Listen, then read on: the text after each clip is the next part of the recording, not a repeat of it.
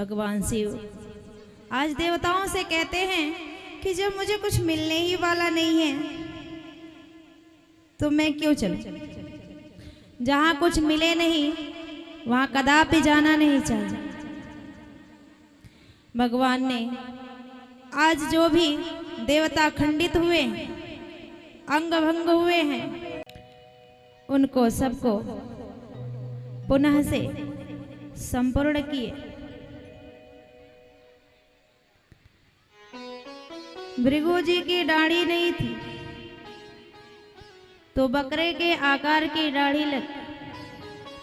पूषा देवता के दांत टूट गए हैं तो उनको सतुआ गोल गोल कर पीने के लिए कहा या यजमान के मुख से भोजन ग्रहण करने को कहा। भग देवता की आंख नहीं रही तो कहते हैं कि मित्र देवता की आंखों से देखें। इस प्रकार से देवताओं के बहुत याचना करने पर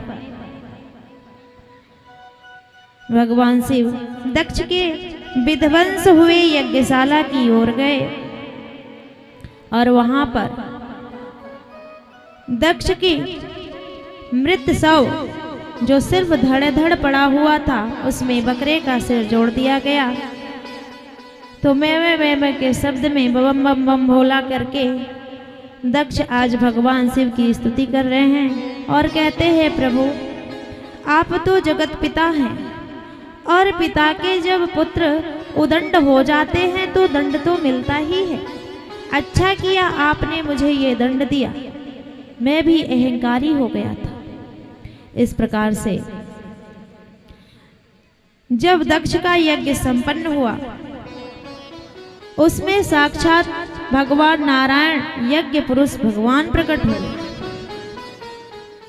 उनकी समस्त लोगों ने बड़ी सुंदर स्तुति की। यज्ञ पुरुष भगवान कहते हैं कि देवताओं जो मुझ में और शिव में भेद मानता है वो परम पाप का भागी होता है, क्योंकि मैं और शिव दोनों दो नहीं हैं बल्कि एक ही है। श्री सुखदेव स्वामी कहते हैं परीक्षित मैं तो बस इतना ही कहूंगा कि यौ तौ शंख कपाल विभूषित करा माला स्थि माला धरा द्वैत्रेक्षौ बलिदक्ष यज्ञ मथनौ श्रीशैलजा वल्लभौ देवौ द्वारवती श्मशान निलयो नागारि गौ वाहनौ पापं मे हरतां सदा हरिहरो श्रीवत्स गंगाधरो श्रीवत्स गंगाधरो। कि जो एक दो नाम वाले हैं शिव शंकर और जो दूसरे हैं विष्णु, जिनके 3 नेत्र हैं जिनके 2 नेत्र हैं, जिनका वाहन नागों का अरि नागारी और गौ वाहनों गौ का पुत्र नंदी वाहन है, जिनकी एक की वल्लभा श्री शैलजा है और एक की वल्लभा श्री हैं, ऐसे श्री हर और हरि के चरणों में प्रणाम करता हूँ। बोलिए हरिहर भगवान की। इस प्रकार से श्री सुखदेव जी ने राजा परीक्षित को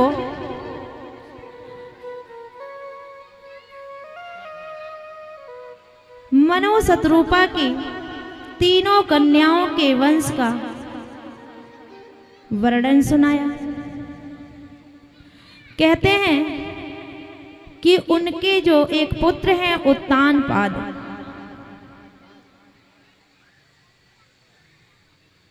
उनकी 2 रानियां हैं। एक का नाम है सुरुचि और दूसरी रानी का नाम है सुनीति।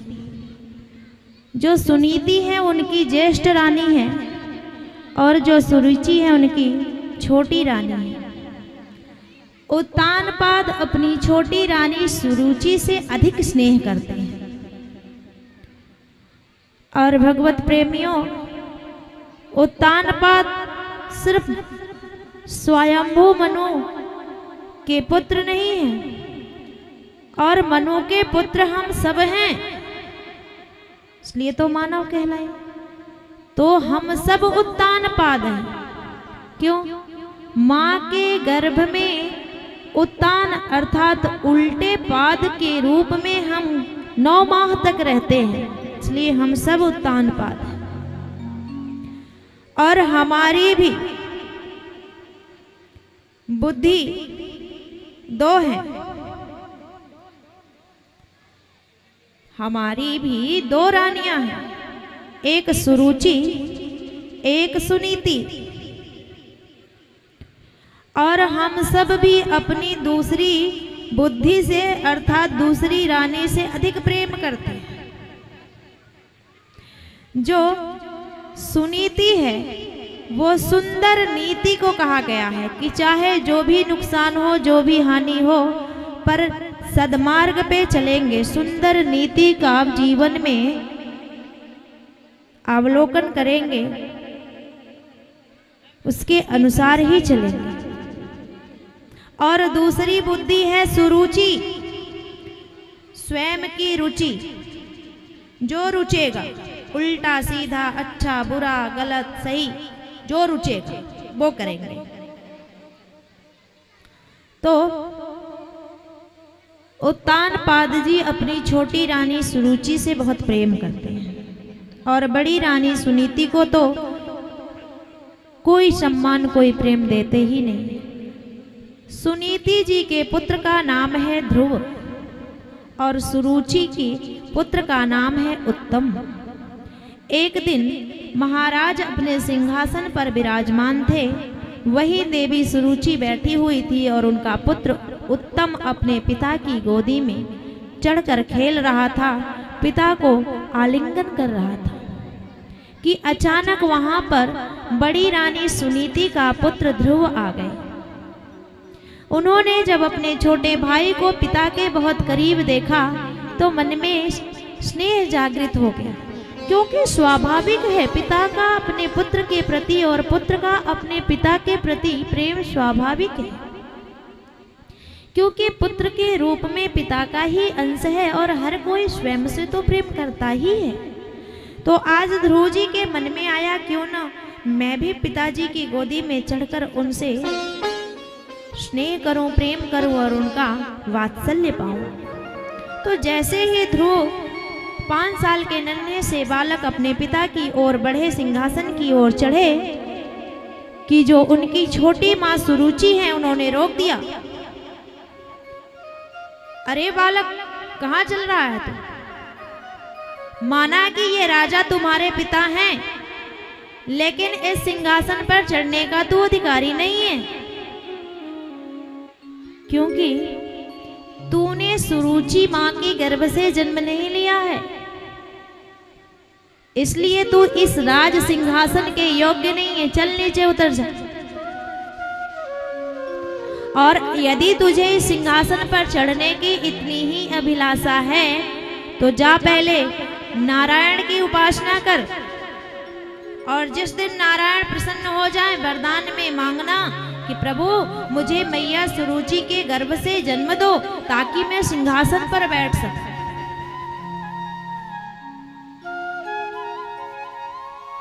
ये जो सुरुचि है हमारे भीतर, वो हमें भी ऐसे ही बुद्धि देती रहती है कि हमें ये व्यक्ति नहीं पसंद है, इस व्यक्ति से हमें ईर्ष्या है, तो हम उससे नफरत करेंगे, द्वेष करेंगे,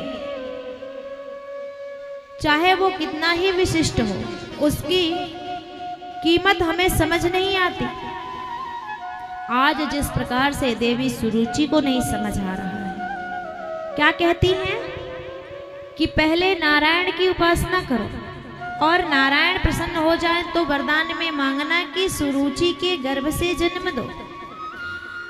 और जिसे भगवान नारायण मिल जाएंगे उसका तो किसी गर्भ में आना ही खत्म हो जाता है, वो जन्म मृत्यु के चक्कर से ही मुक्त हो जाता है। फिर आपके गर्भ में क्यों आएगा? और चलो आए भी तो क्या नारायण के वरदान का भी इतना महत्व नहीं है कि वो आपके गर्भ में भेज देगा?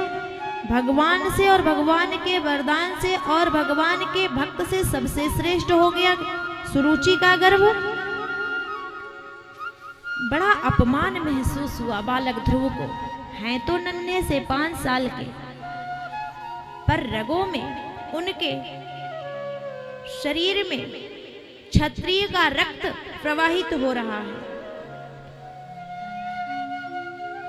वो अपना अपमान नहीं भूल पाए, सहन नहीं हुआ। वहां से रोते हुए क्रोध और दुख को साथ साथ महसूस करते हुए,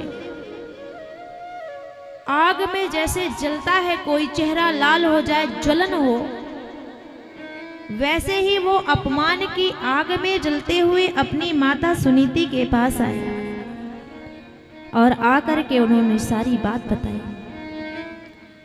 सुनीति सदैव सुंदर नीति है। कभी कभी आप लोगों ने देखा होगा कि कुछ लोग इतने सज्जन होते हैं कि उनके साथ कोई दुर्व्यवहार करके चला जाए तब भी उनकी सज्जनता खत्म नहीं होती। ठीक उसी प्रकार से जैसे चंदन के वृक्ष में बड़े बड़े विषैले सर्प लिपटे रहते हैं, पर उनके विष का उस चंदन की शीतलता पर किसी प्रकार से प्रभाव नहीं पड़ता। तो आज मैया सुनीति ने देखा कि मेरा पुत्र अपमानित हुआ है, तो उन्होंने अपनी सौतन का, सुरुचि का निंदा नहीं किया, बल्कि उन्होंने अपने पुत्र को समझाया कि पुत्र, तुम्हारी छोटी मां सत्य ही कहती है, तुम्हें भगवान नारायण की आराधना करनी चाहिए। और ये तो सिंहासन साधारण है, जब तक तुम जीवित हो तब तक ही प्राप्त कर पाओगे, पर यदि वह परमपिता, वह जगत पिता रीझ गया, वो तुम्हें प्राप्त हो गया, तुम्हें अपना लिया, तो वह परम पद और वह सिंहासन प्रदान करेगा जिससे कभी कोई उतार नहीं सकता। भगवत प्रेमियों, हम भी उसी ध्रुव के जैसे हैं। पूरे जीवन यही प्रयत्न करते हैं कि हमारी मान बढ़ाई, प्रतिष्ठा, पद ऊंचा हो जाए, सम्मान मिले, मान मिले, पर मिलता नहीं। मिल भी जाए यदि, तो उसका कब तक अवधि है। हमें भी उस परम पिता परमात्मा की ओर बढ़ना चाहिए। जब माँ ने इस प्रकार से छोटी माँ का अनुमोदन कर दिया और जो लोहे पिघले हों उस पे जिस प्रकार से हथौड़ा चलाया जाता है, वो पिघला हुआ लोहा उसी आकार में आ जाता है। तो आज अपमान से, दुख से, क्रोध से बालक ध्रुव पिघले हुए हैं। माँ सुनीति ने उन पर हथौड़ा चलाया, सुंदर नीति का, सदमार्ग का, भगवान की प्राप्ति का। तो ध्रुव जी ने कहा, माँ, ये नारायण भगवान मिलते कहाँ हैं और कैसे मिलते हैं? मैया ने कहा, पुत्र, उनके स्वरूप का ध्यान करने से मिलते हैं, और वो जंगलों में मिलते हैं, घर परिवार से अलग होकर मिलते हैं, संसार की मोह माया को त्यागने से मिलते हैं। ध्रुव जी बोले, मैया, मैं भी भगवान को प्राप्त करूंगा। चल दिए, घर से निकले। नारद जी जा रहे थे, उन्होंने देखा कि तमतमाया हुआ उत्तानपाद का पुत्र ध्रुव कहीं जा रहा है। उन्होंने देखा, दिव्य दृष्टि से सारी कहानी पता लग गया। उन्होंने कहा, अहो क्षत्रियों का कैसा रक्त है, कैसा तेज है, कि छोटा सा अपमान सहन नहीं हुआ और भगवान को प्राप्त करने चल पड़े। उन्होंने देखा कि कितना निष्ठा है, कितना दृढ़ विश्वास है। आकर के ध्रुव से कहते हैं, पुत्र कहाँ जा रहे हो? ध्रुव जी ने कहा, भगवान को प्राप्त करने। नारद जी ने कहा, जंगल में तुम्हारे जैसे छोटे छोटे बच्चे नहीं जाते, वहां नरभक्षी जानवर रहते हैं, मरने से डर नहीं लगता? ध्रुव जी बोले, नहीं लगता। नारद जी ने कहा, भगवान बड़ी तपस्या करने से मिलते हैं और जंगलों में जाने से नहीं, भाव से मिलते हैं। ध्रुव जी ने कहा, भाव है तभी तो जा रहा हो। नारद जी समझ गए पक्का चेला है और उन्होंने ओम नमो भगवते वासुदेवाय, भगवान नारायण का जो द्वादशाक्षर मंत्र है उसे प्रदान कर दिया। लो पुत्र, इस मंत्र का जप करना और कैसे कैसे करना है, मधुपुरी को चले जाओ, वहां जाकर के तपस्या। गुरु मुख हो गए। कोई भी तपस्या, कोई भी पूजा भगवान तभी स्वीकार करते हैं, तभी सफल होता है जब हम गुरुमुख हो जाए। तो आप लोगों को भी ये समझना चाहिए कि इस सभा पंडाल में बैठे हुए जो भी अभी तक गुरु नहीं बनाए हैं, वो गुरु अवश्य धारण करें। निगुरा के हाथ से कभी भी कोई देवी देवता भगवान कोई भी भोग लेते नहीं है। और तो छोड़ो, भागवत कथा भी श्रवण करने का अधिकार उन्हीं को है जिनके जीवन में गुरु हैं। इसलिए सबसे पहले गुरु ढूंढो, और ऐसे नहीं किसी को भी गुरु बना लो जिनको सिर्फ ये चाहिए दक्षिणा के रूप में, सच्चा गुरु। तो आज ध्रुव जी गुरुमुख होकर गुरु मंत्र लेकर के चल दिए। मधुपुरी में जाकर के उन्होंने तपस्या आरंभ कर दिया। 1 महीने तक कैथ और बेर के फल को खा करके उन्होंने तपस्या आरंभ किया। फिर अगला महीना शुरू हुआ तो घास खा करके तपस्या करने लगे। 3 दिन के बाद फिर तीसरा महीना शुरू हुआ तो अब जल पी करके 6 दिन पर जल पीते हैं, तपस्या आरंभ कर दी।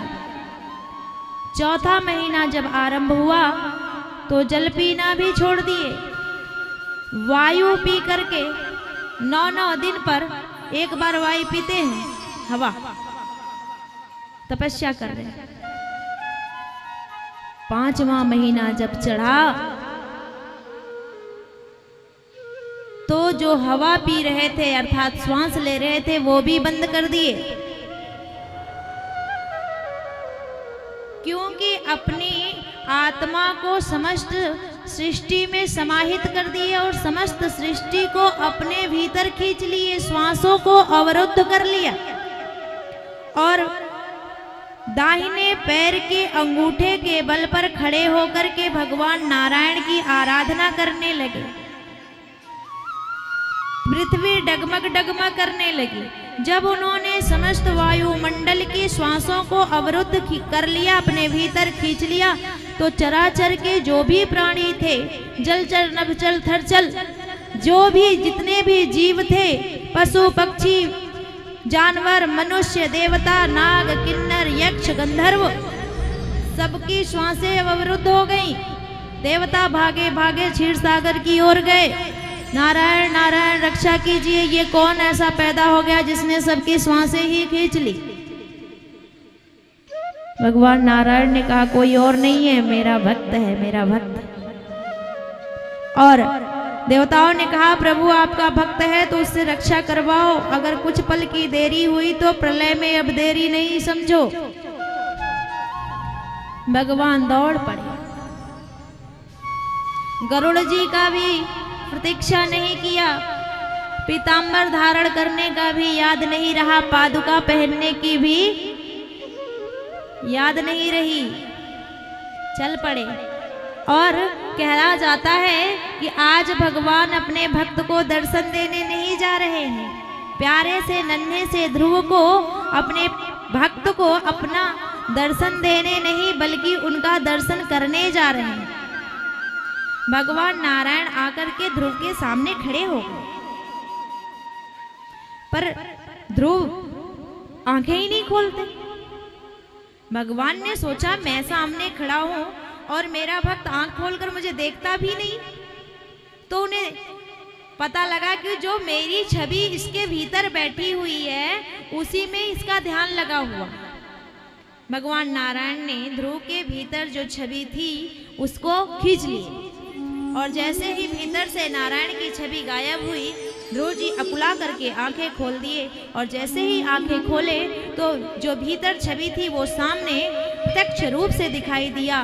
पीतांबर लहरा रहा है, मोर मुकुट धारण किए हुए हैं, कानों में मकराकृत कुंडल जगमगा रहा है, गले में कौस्तुभ मणि चमक रही है, मोटे मोटे नैन कजरारे छलक रहे हैं और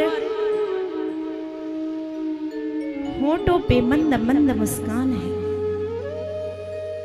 अब जैसे ही भगवान को ध्रुव जी ने देखा तो अब उनकी अकबक भूल गई। उन्हें नहीं समझ आ रहा है कि अब मैं प्रभु की स्तुति किस प्रकार करूं,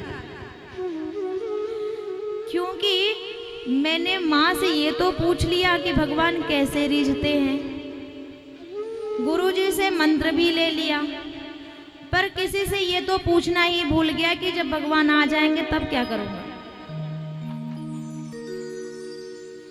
हम में भी यही बात है कि रोज धूप करते हैं, दीप करते हैं, गुरुओं से दीक्षा ले लेते हैं, माला भी जपना आरंभ कर देते हैं, पर ये तो सोचा ही नहीं कि जब भगवान आ जाएंगे तो क्या करेंगे। एक संत हुए, हास परिहास की बात करते हुए वो कहते हैं कि ध्रुव इतने छोटे सुकुमार और भोले हैं, इतने निर्मल हृदय के हैं कि वो आ आ ई ई का खा गा से ज्ञा तक सारा स्वर व्यंजन सुना दिए, पूरी वर्णमाला। और कहते हैं प्रभु इसमें से जो आपकी रुचि की स्तुति बनती वो बना लेना, कुछ नहीं आता। तो ये तो हास परिहास की बात है। इस प्रकार से भगवान ने दर्शन दिया, बोले ध्रुव कुछ मांग लो मुझसे। भगवान ने कहा प्रभु मांगने की तो बड़ी इच्छा थी, पर आपके दर्शन के बाद कुछ नहीं चाहिए। भगवान ने कहा नहीं, तुम सिंहासन के लिए आए थे मेरी तपस्या करने, जाओ मैं आशीर्वाद देता हूँ, तुम्हें वरदान देता हूँ कि तुम 36,000 वर्षों तक इस सृष्टि के सम्राट बनो, राज सिंहासन का भोग करो। उसके बाद तुम्हारे लिए एक मैंने ऐसा ध्रुवलोक बनाया है जहां सदैव अनंत कालों तक तुम चमकते रहोगे, जहां से तुम्हें कोई हटा नहीं सकता। भगवान ऐसा कह करके अंतर ध्यान हो गए। ध्रुव जी को लगा कि लुट गया मैं, कहीं बगैर कामना के प्रभु की आराधना किया होता तो शायद प्रभु मुझे अपने पास रख लेते, पर एक कामना लेकर के मैंने उनकी आराधना की। साक्षात भगवान मिले, पर ये तो ऐसी ही बात हुई कि किसी सम्राट के दरबार में चला गया, सम्राट रीझ भी गए, देने को आतुर भी हो गए, और मैंने मांग लिया क्या, एक बोरा भूसा। इसलिए मांगना भी आना चाहिए, पर कोई बात नहीं। ध्रुव जी घर की ओर लौटे। जैसे ही उत्तानपाद की नगर में यह खबर पहुंची कि नारायण की तपस्या करके, उनका दर्शन करके, वरदान प्राप्त करके बालक ध्रुव आ रहे हैं, तो आज पूरा नगर दुल्हन की तरह सजाया गया। सारे नगरवासी उनकी आगवानी में खड़े हैं। कहते हैं ना, जा पर कृपा राम की होई, ता पर कृपा करे सब कोई। तो आइए हम भी अपने जीवन में प्रभु से यही आराधना करें कि प्रभु बस आपकी कृपा चाहिए, बाकियों की कृपा तो अपने आप हो जाती है। श्री राधा।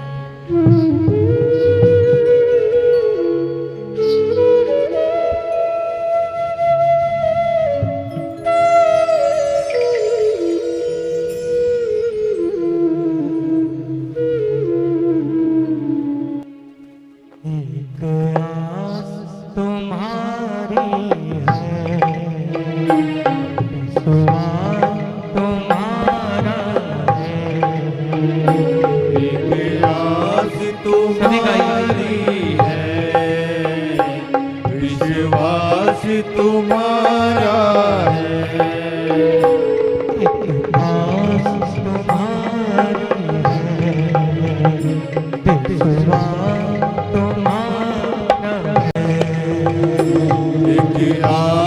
तुम्हारी है, विश्वास तुम्हारा है,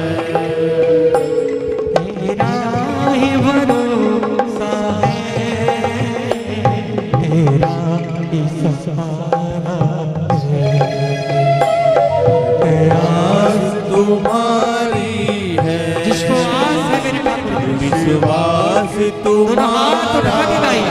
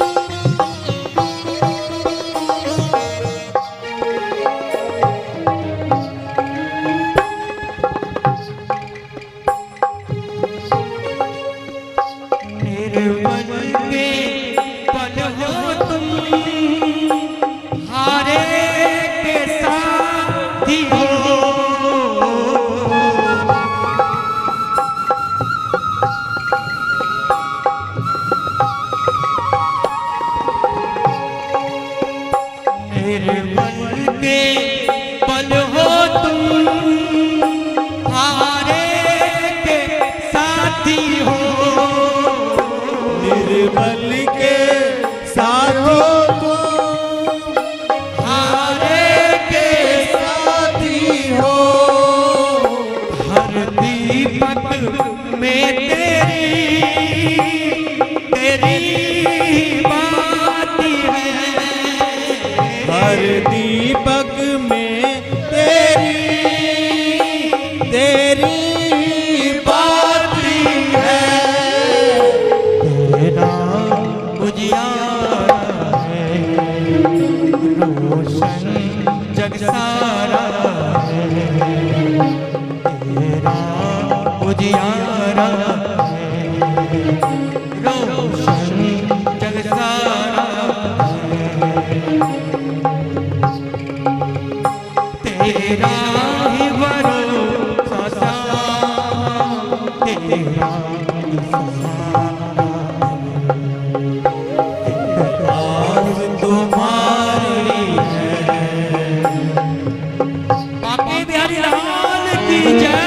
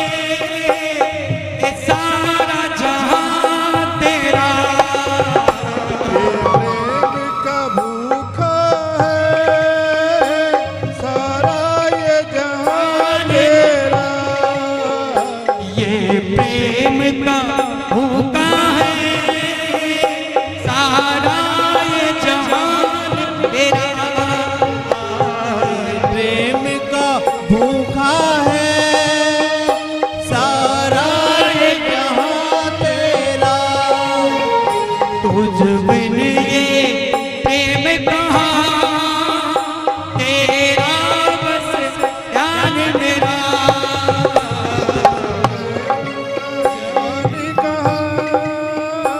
तेरा ध्यान मेरा।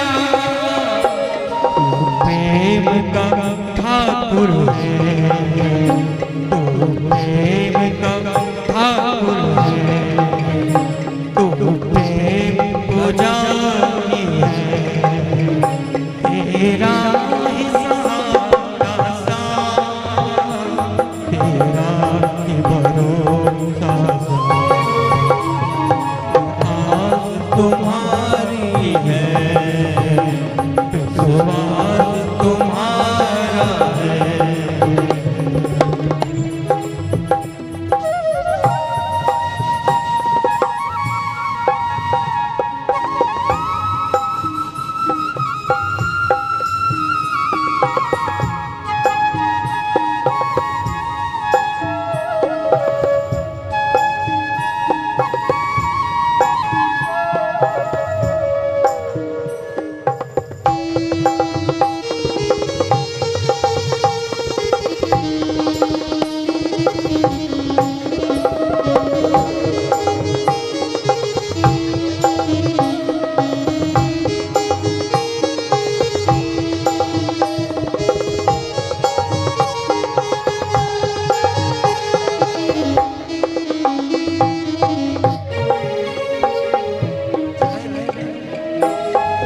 चरण शरण में हमको ले जाना श्याम,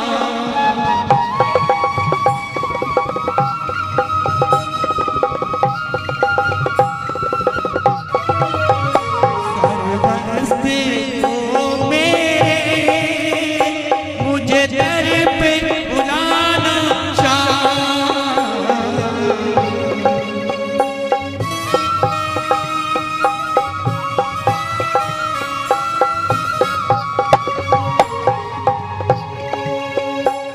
भक्ति का दाता तू, भक्ति का दाता तू, शक्ति का दाता हो, भक्ति का दाता हो।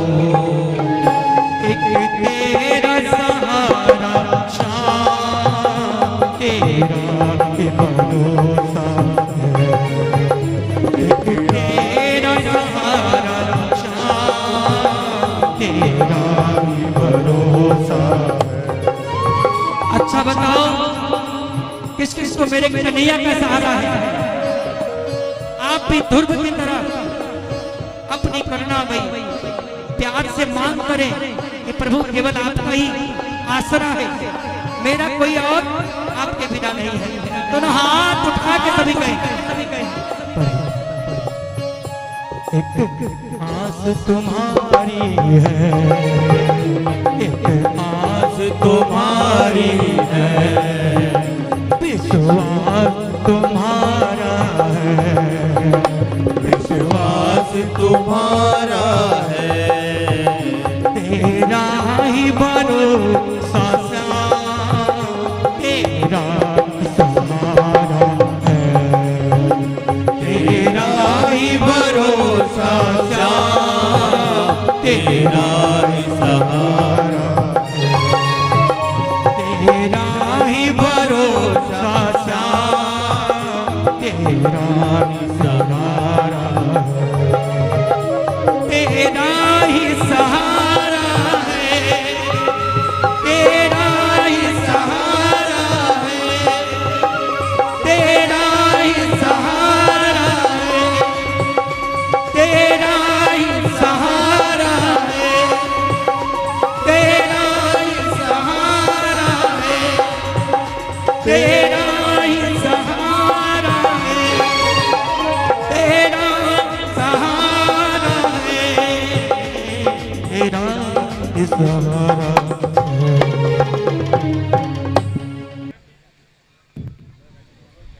बोलिए श्री बांके बिहारी लाल की। श्रीमद् भागवत महापुराण की। जो माता सुरुचि पुत्र को पिता की गोदी में जाने से रोक दी, आज वो उसी पुत्र की, उसी ध्रुव की आगवानी में खड़ी है।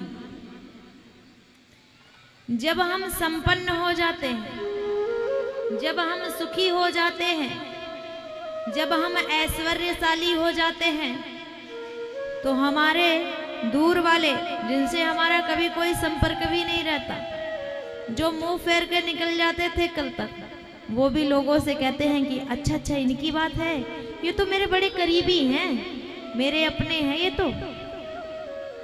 पर जब दुख में जाते हैं तो क्या होता है, अपने करीब वाले भी कहते हैं अच्छा वो ज्यादा कुछ नहीं संबंध मेरा उनसे, बहुत दूर का रिश्ता है। तो इसी प्रकार से आज भगवान की कृपा हो गई ध्रुव जी पे, तो जो माँ ध्रुव जी को इतना फटकार लगाई, वो भी आगवानी में सबसे आगे खड़ी। ध्रुव महाराज आए, पिता के चरणों में प्रणाम निवेदित किया और सर्वप्रथम अपनी छोटी माँ को प्रणाम किया, क्योंकि आज भगवान प्राप्त हुए हैं तो इन्हीं माँ की प्रताड़ना से। हम लोग सोचते हैं ना कभी कभी कि बड़ा कष्ट है जीवन में, बड़ा अपमान मिल रहा है, बड़े बीमार रहते हैं, भगवान की कृपा नहीं है, और हम अपने अपमानों को, अपने कष्टों को सदैव जीवन भर धिक्कारते रहते, कोसते रहते हैं। पर सही बात तो ये है कि यही तीन दुर्लभ चीज है, अपमान, बीमारी, गरीबी, जो हमें भगवान के करीब ले जाती है। बीमारी का, अपमान का, गरीबी का बड़ा सहयोग होता है भगवान के पास पहुंचने का। क्यों? क्योंकि जब ये तीन चीजें आती हैं ना, तो सब दुनिया वाले दूर होने लगते हैं। आप बस बीमार हो जाओ, काम धंधा घर में करना बंद कर दो। विशेष माताएं जानती हैं अच्छी तरह, ससुराल में 30 दिन भोजन बना के 60 टाइम खिलाएं, उसमें से अगर 2 टाइम खाना ना बना पाए तो कुछ अलग ही नजरें हो जाती हैं परिवार वालों की। तो जैसे ही बीमार हो जाए वैसे ही अपमान शुरू हो जाता है, क्योंकि करने धरने का, हंसने बोलने का सब सामर्थ्य खत्म हो जाता है। जैसे बीमार हुए वैसे ही अपमान शुरू। और जब अब अपमान होने लगा, मन खिन्न होने लगा, क्योंकि मन के हारे हार है, मन के जीते जीत, तो और बीमारी चढ़ती है और टूटता है हृदय। और हृदय जब टूटता है तो शरीर पे प्रभाव दिखाता है, और जब बीमार होते हैं तो कमाना धमाना भी बंद हो जाता है। फिर क्या होता है, गरीबी आने लगती है। धीरे धीरे परिणाम यह होता है कि दुनिया के जितने भी सगे संबंधी, इष्ट मित्र, जो भी भाई बंधु हैं, बहन है, पति है, पुत्र है, पत्नी है, बहू है, सब छोड़ छोड़ के दूर हो जाते हैं। और तो और 2 दिन के लिए किसी के घर चले जाओ तो दाना पानी भी बंद करवा देते हैं। कहते हैं ऐसे ऐसे लोगों को खाना परोसने की आवश्यकता नहीं है, बंद करो इनका खाना, क्योंकि अब आपसे उन्हें कोई लाभ नहीं है। और जब दुनिया का बंधन ढीला होता है, दुनिया जब आपसे छूटती है, क्योंकि जब वो आपसे दूर जाएंगे तो आपका हृदय भी तो उनसे दूर जाएगा। ये मनोविज्ञान की दृष्टि से बताया जाता है कि जिसके बारे में जो भाव आप रखोगे, वो कितना भी दूर बैठा हो, उसके भी भाव ऐसे होते चले जाएंगे। तो जब आप दुनिया से दूर होगे, अकेले होगे, प्रेम नहीं मिलेगा, आदर नहीं मिलेगा, तो क्या करोगे? ढूंढोगे प्रेम, सम्मान ढूंढोगे, क्योंकि मनुष्य जाति का जन्मजात स्वभाव है प्रेम पाना और प्रेम देना। फिर वो तलाश करेगा प्रेम कहाँ से मिले, कैसे मिले, सम्मान कहाँ से मिले, कैसे मिले, क्या करना चाहिए। अगर उसने अपने जीवन में सत्संग नहीं किया है, गुरु प्राप्त नहीं किया है, गुरु के वचनों को धारण नहीं किया है, माता पिता के अच्छे संस्कार नहीं है, तो वो टूट जाएगा, आत्महत्या कर लेगा, पागल हो जाएगा, बीमार होके मर जाएगा। परंतु अगर उसके जीवन में सत्संग है तो वो प्रभु की तरफ बढ़ चलेगा। और फिर जब प्रभु से प्रेम हो गया, प्रभु से कुछ प्राप्त हो गया, तो जो कभी कहते थे कि इनका खाना बंद करो, वो भी बड़ी आदर से आएंगे। इसलिए दुनिया को मत रिझाओ, दुनिया बनाने वाले को रिझा लो। माया के पीछे मत जाओ, मायापति को पालो। ये माया तो दासी होकर पीछे पीछे चलेगी। तो आज ध्रुव जी ने उस जगतपति को रिझा लिया। वही सुरुचि मैया आज आशीर्वाद भर भर के दे रही है। उत्तानपाद अपने पुत्र ध्रुव को राज तिलक करके वानप्रस्थ धारण करके जंगल की ओर चले गए। श्री सुखदेव स्वामी कहते हैं, परीक्षित, इसी ध्रुव जी के पावन वंश में महाराज पृथु का जन्म हुआ, जो भगवान नारायण के ही अवतार हैं। एक राजा हुए अंग, जो बड़े ही धर्मात्मा थे, जो अपने राज्य का संचालन बड़े ही सुचारू रूप से करते थे। जो उनकी पत्नी थी, उनका नाम था सुनीता, जो मृत्यु देवता की पुत्री हैं। उनके घर में एक पुत्र का जन्म हुआ, जिसका नाम रखा गया वेन। इतना दुष्ट, पिता तो धर्मात्मा है, पर वो अपने मातृवंश की तरफ गया, क्योंकि मां मृत्यु देवता की पुत्री है, काल की, जहां क्रोध है, घृणा है, नफरत है, द्वेष है। तो ये वेन इतना दुराचारी हो गया, इतना सट हो गया कि पूरे नगर में उत्पात करता फिरता, किसी को बिना वजह ही मार डालता, किसी की कन्याओं को छेड़ता, किसी असहायों को सताता। महाराज अंग समझा समझा के हार गए, पर पुत्र नहीं माना, तो राजा को बड़ी ग्लानि हुई। एक दिन थक कर कोई रास्ता नहीं सूझा, तो ब्रह्मा जी के पास और ढूंढा, ब्रह्मा जी से कहां चले, जब अपनी बात कही, कहीं पता लेकर के भगवान नारायण के पास ढूंढा जा रहा है। राजा अंदर, भगवान नारायण ने इन लोगों को एक उपाय बताया। जब हमारी बुद्धि, हमारा मन, हमारा समुद्र मंथन करना, हमारी सोच, हमारी उसके लिए तुम अकेले ही समर्थ नहीं हो, की तरफ अग्रसित हो जाते हैं, तो क्या होता है, जो हमारे भीतर बैठा हुआ राजा है, आत्मा, और दोनों मिलकर के अंदर ही छुप जाता है। जो परमात्मा आत्मा के रूप में, अंश के रूप में विद्यमान है, वो परमात्मा हमें फिर दिखाई नहीं देता, ढूंढने से भी मिलता नहीं है, होता भीतर ही है। इसीलिए बड़े बड़े संतों ने कहा कि भगवान को ढूंढने के लिए जंगल जाने की जरूरत नहीं है, कोई गेरुआ वस्त्र भगवा धारण करने की जरूरत नहीं है, घर द्वार त्यागने की आवश्यकता नहीं है।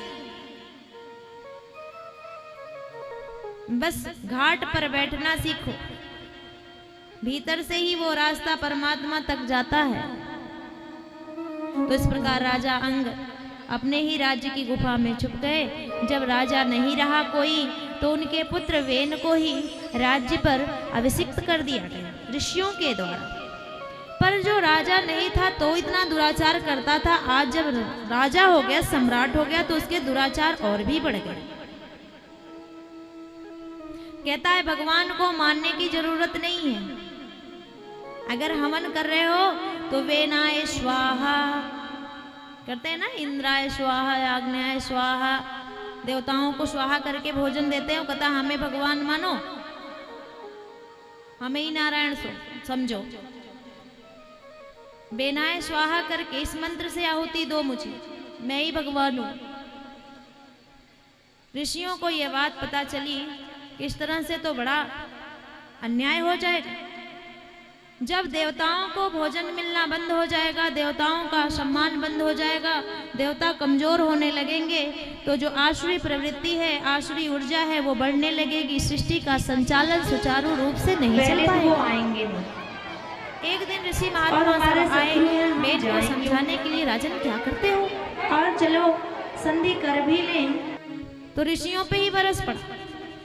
बोला तुम लोग हमारे राज्य में रहते हो, हमारा दिया खाते हो और हमें ही शिक्षा दे रहे हो। ऋषियों ने एक जोर की हुंकार की और वेन का गोविंदाय नमो नमः बोले बाके बिहारी लाल की। जब वेन की मृत्यु हो गई तो उसकी मां सुनीता ने उसे ऐसे जड़ी बूटी वाले तेल में रख दिया जहां सब खराब नहीं होता।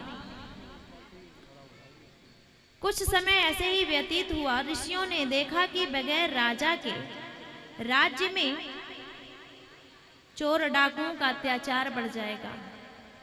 लोग अपने धर्म कर्म पर स्थिर नहीं रहेंगे। कोई राजा होना अनिवार्य है। जीवन में अनुशासन नहीं है। अगर पूर्ण स्वतंत्रता दे दी जाए तो लोग अपने संस्कार को भूल जाते, अपने कर्मों से जुड़ना बंद कर देते हैं। और इसका प्रत्यक्ष प्रमाण तो यही है कि भारत में जितने ही स्वतंत्रता मिलती जा रही है लोगों को, उतना ही संस्कारहीनता झलकने लगी। स्वतंत्र होने का अर्थ ये नहीं होता है कि जो चाहे जी करो। उसके भी कुछ नियम होते हैं, अनुशासन होना अनिवार्य है। तो ऋषियों ने आपस में एक विचार बनाया कि क्या किया जाए। तो उस शव को तेल से निकाल करके उस शरीर का मंथन किया गया। बेन के मरे हुए शरीर से जब मंथन हुआ तो एक काला कलूटा छोटे कद का पुरुष उत्पन्न हुआ।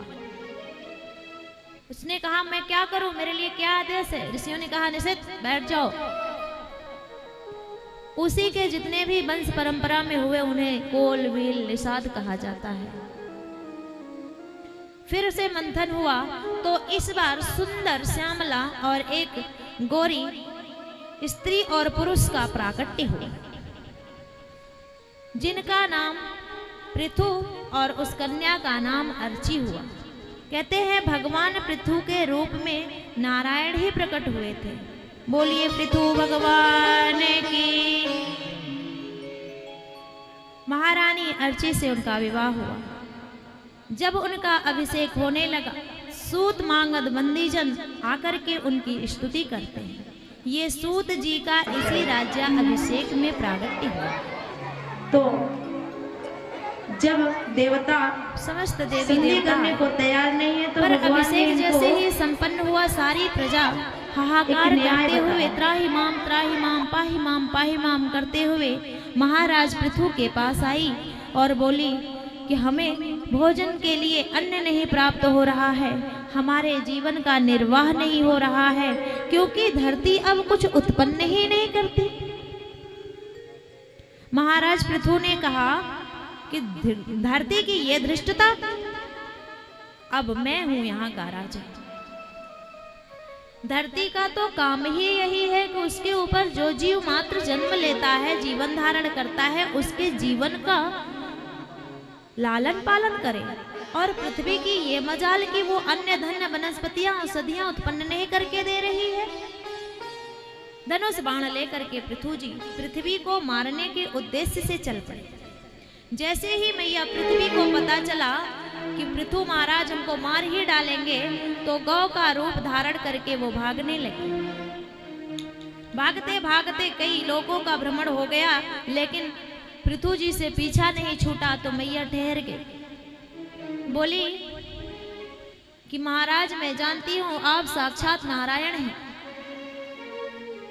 आपने ही एक बार 12 रूप धारण करके हिरण्याक्ष के चंगुल से मेरी रक्षा की थी, और आज आप ही मुझे मारने के लिए उद्यत हो रहे हैं।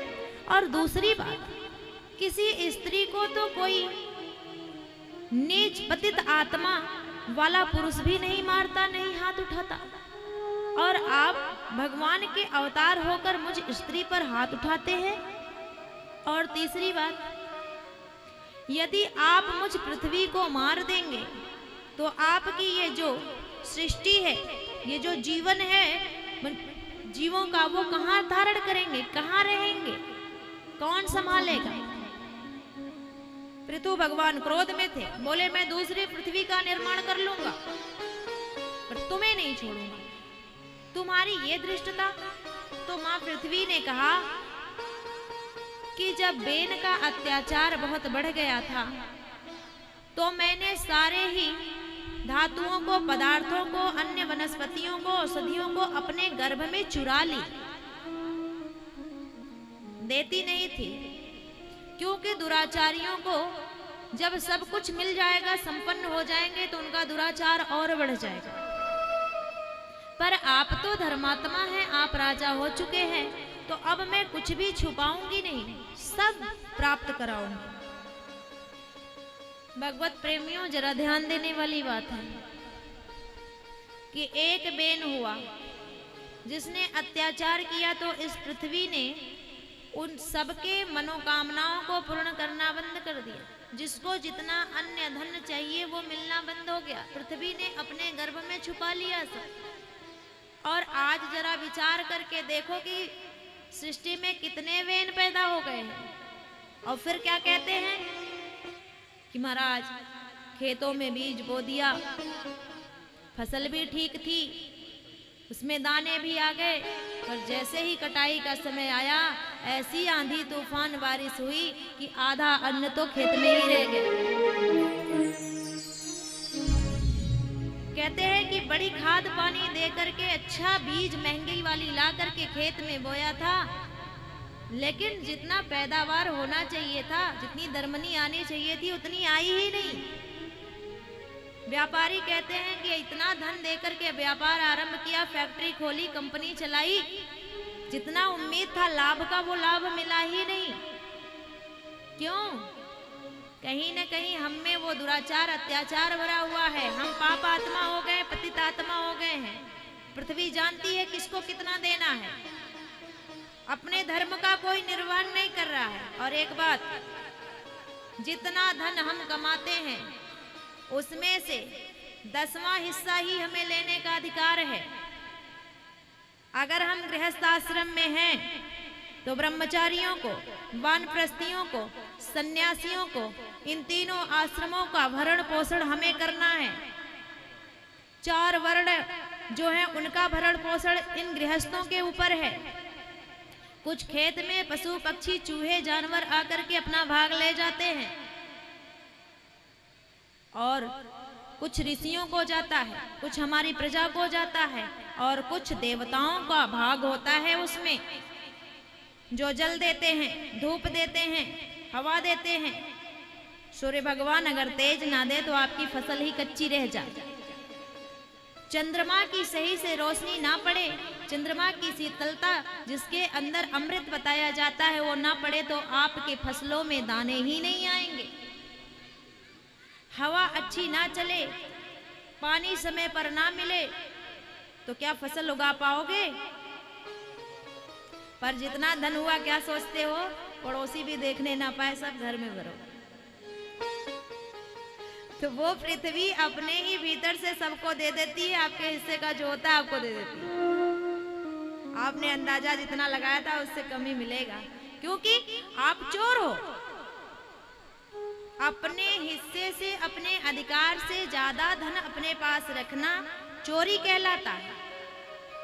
दान करना चाहिए। और जब आप अपने धर्म का निर्वहन करेंगे, परमात्मा के, देवताओं के अनुकूल चलेंगे, प्रकृति के अनुकूल चलेंगे, अपने धन का कुछ हिस्सा दान करेंगे, तो वही दान 1000 गुना होकर वापस आएगा। पर हमारी बुद्धि इतनी संकीर्ण, इतनी छोटी हो गई है कि हम दान नहीं करना चाहते। अगर लाख रुपया कमाया तो सोचते हैं कि लाख के लाख हमारे पास रहे, उसमें से 98 किसी को दूंगा नहीं, तो फिर वो लाख ही रहेंगे, 10 लाख नहीं बन सकते, क्योंकि उसमें किसी की दुआ, किसी का आशीर्वाद, किसी की तृप्ति नहीं आई। अब मान लीजिए हम आपको अपना यह ज्ञान दान न करें, ना बांटें आप में, तो जितना पढ़ेंगे उतने ही तो मेरे भीतर रहेगा। पर अगर हम बांटेंगे 4 घंटे लगातार, तो ये तो सोचेंगे ना कि क्या अधिक से अधिक दे दें। जब देने की भावना आती है तो वो जो सबका दाता है वो अपनी तरफ से आपको देगा कि लो बांट दो।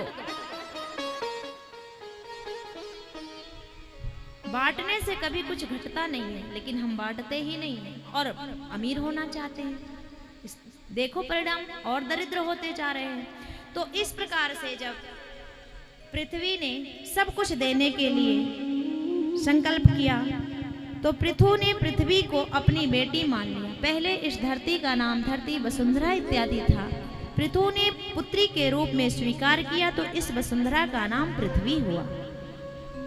तो जिसको जो रुचा, देवताओं ने अमृत का दोहन किया, दैत्यों ने रुधिर आसव का दोहन किया, यक्षों ने, गंधर्वों ने, राक्षसों ने, वेतालों ने, मनुष्यों ने, ऋषियों ने, जिसे जो रुचा इस पृथ्वी से दोहन किया। और श्री सुखदेव स्वामी कहते हैं, परीक्षित, मनो शत्रुपा के दूसरे पुत्र का नाम है प्रियव्रत। राजा प्रियव्रत इतने बलशाली हैं, इतने वीर हैं कि एक दिन बैठे बैठे अपने राज्य में उन्होंने देखा कि आधा समय तो दिन रहता है, आधा समय रात्रि हो जाती है, जब कोई कार्य ही नहीं हो पाता। तो उन्होंने अपना रथ लेकर के रात को भी दिन करने के लिए निकल पड़े। सूर्य ऐसे ऐसे घूमते हैं, सुमेरु पर्वत की परिक्रमा लगाते हैं और उनके विपरीत अपना रथ लेकर के प्रियव्रत जी चलते हैं।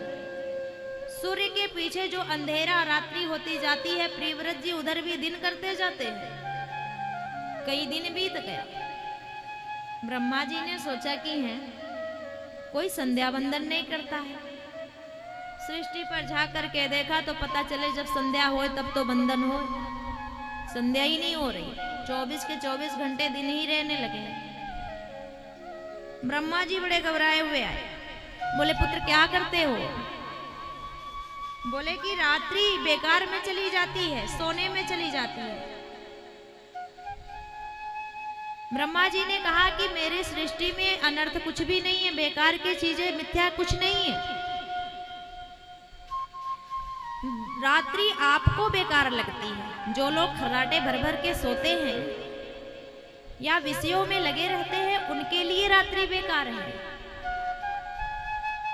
कुछ तो अमल विमल संत वीतराग ऐसे होते हैं जो दिन की झंझटों से उबरना चाहते हैं, निवृत्त होना चाहते हैं, और रात्रि जब होती है, जब सारी दुनिया खर्राटे भरती है, तो भगवान से वो ध्यान भजन में लगकर करीबी बनाते हैं।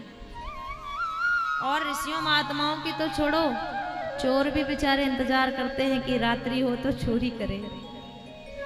बेकार कुछ नहीं है। ब्रह्मा जी ने समझाया कि सब्जी को पूर्ण रूप से तैयार करने के जिस तरह से सब्जी चाहिए, मसाला चाहिए, तेल चाहिए, आग चाहिए, बर्तन चाहिए, इसी प्रकार से उसमें नमक का भी अपना महत्व है। मिर्च जैसे वस्तु का भी उसमें महत्व है। सब कुछ डाल दो, नमक ही ना डालो। तो जैसे दिन उपयोगी है वैसे रात्रि भी है। उनके समझाने पर प्रियव्रत जी ने अपना कार्य रोक दिया, पर बड़ी देर हो चुकी थी। तब तक उन्होंने पृथ्वी की 7 परिक्रमा कर ली थी। रथ के पहिए से दब करके जो निशान बन गया था वो 7 समुद्र हो चुके थे, और जो उठे हुए थे वो पर्वत बन गए थे। इस प्रकार से उन्हें अपने पुत्रों में बांट दिया गया। प्रियव्रत के द्वारा उनके पावन वंश में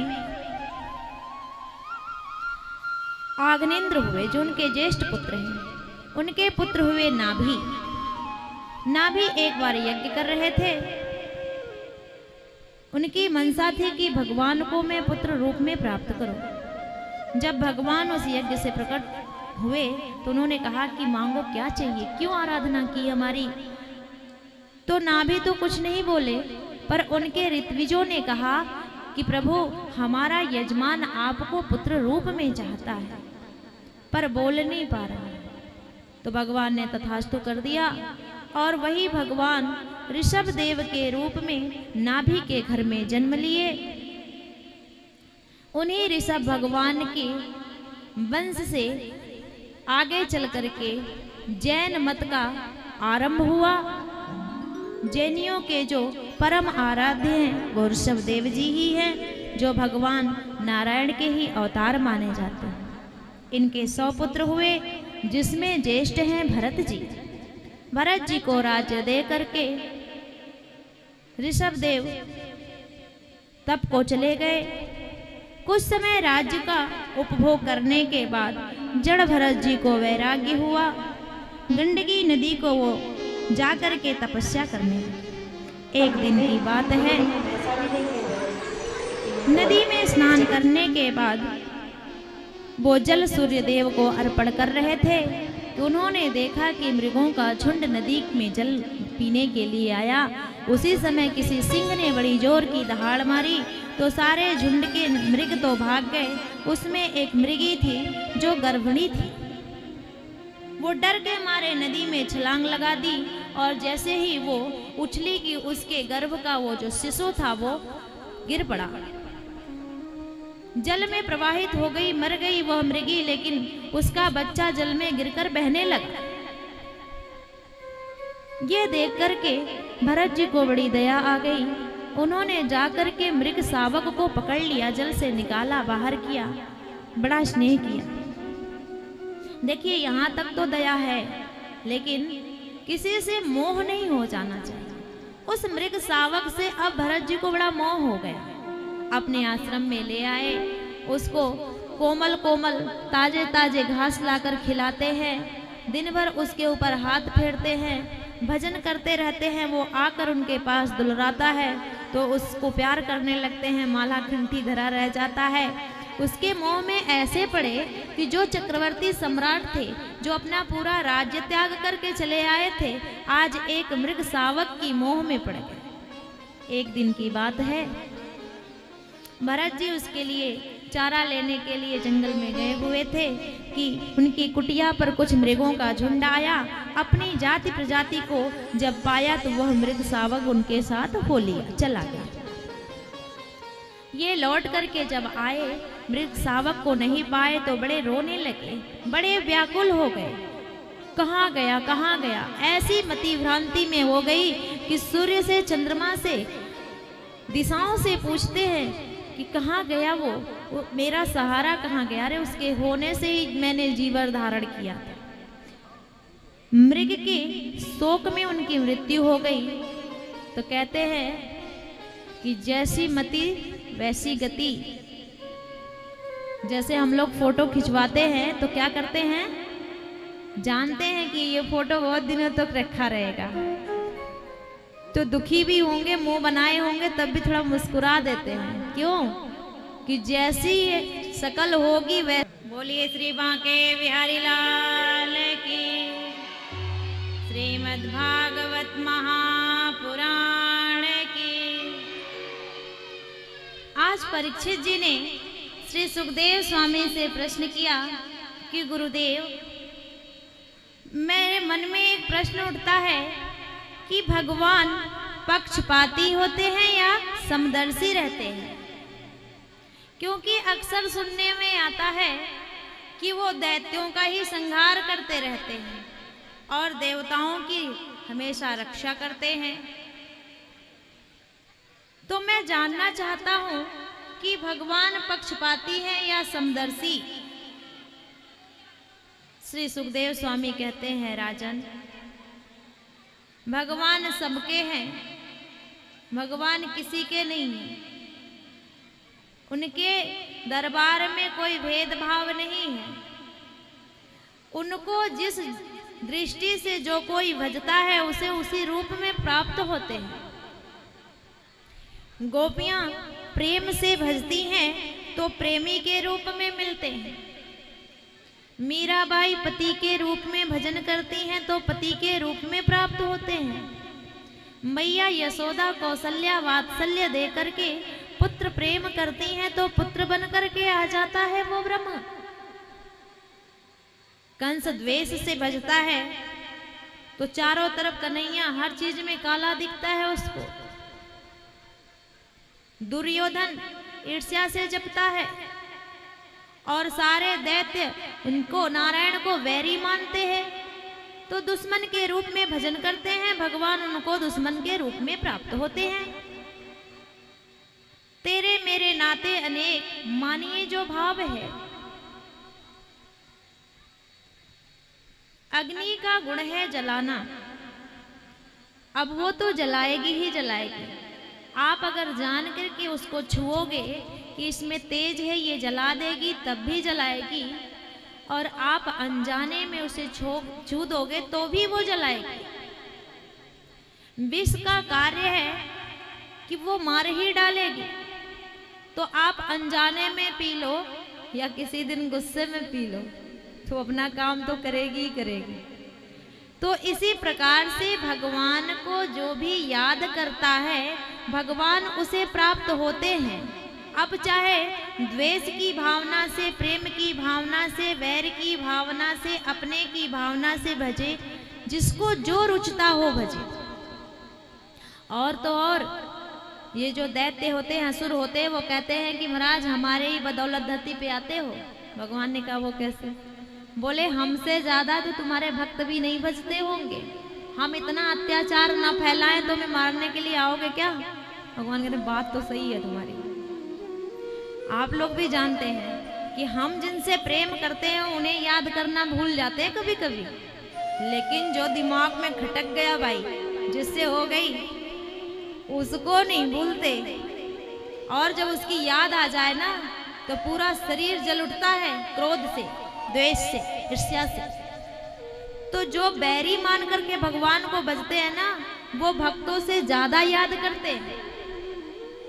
कंस ने सुन लिया कि वो काला मुरली वाला जो मेरे भेजे हुए हर दैत्यों को मार रहा है, वो मुझे भी मार डालेगा, तो जो भय से, डर से उन्हें याद कर रहा है।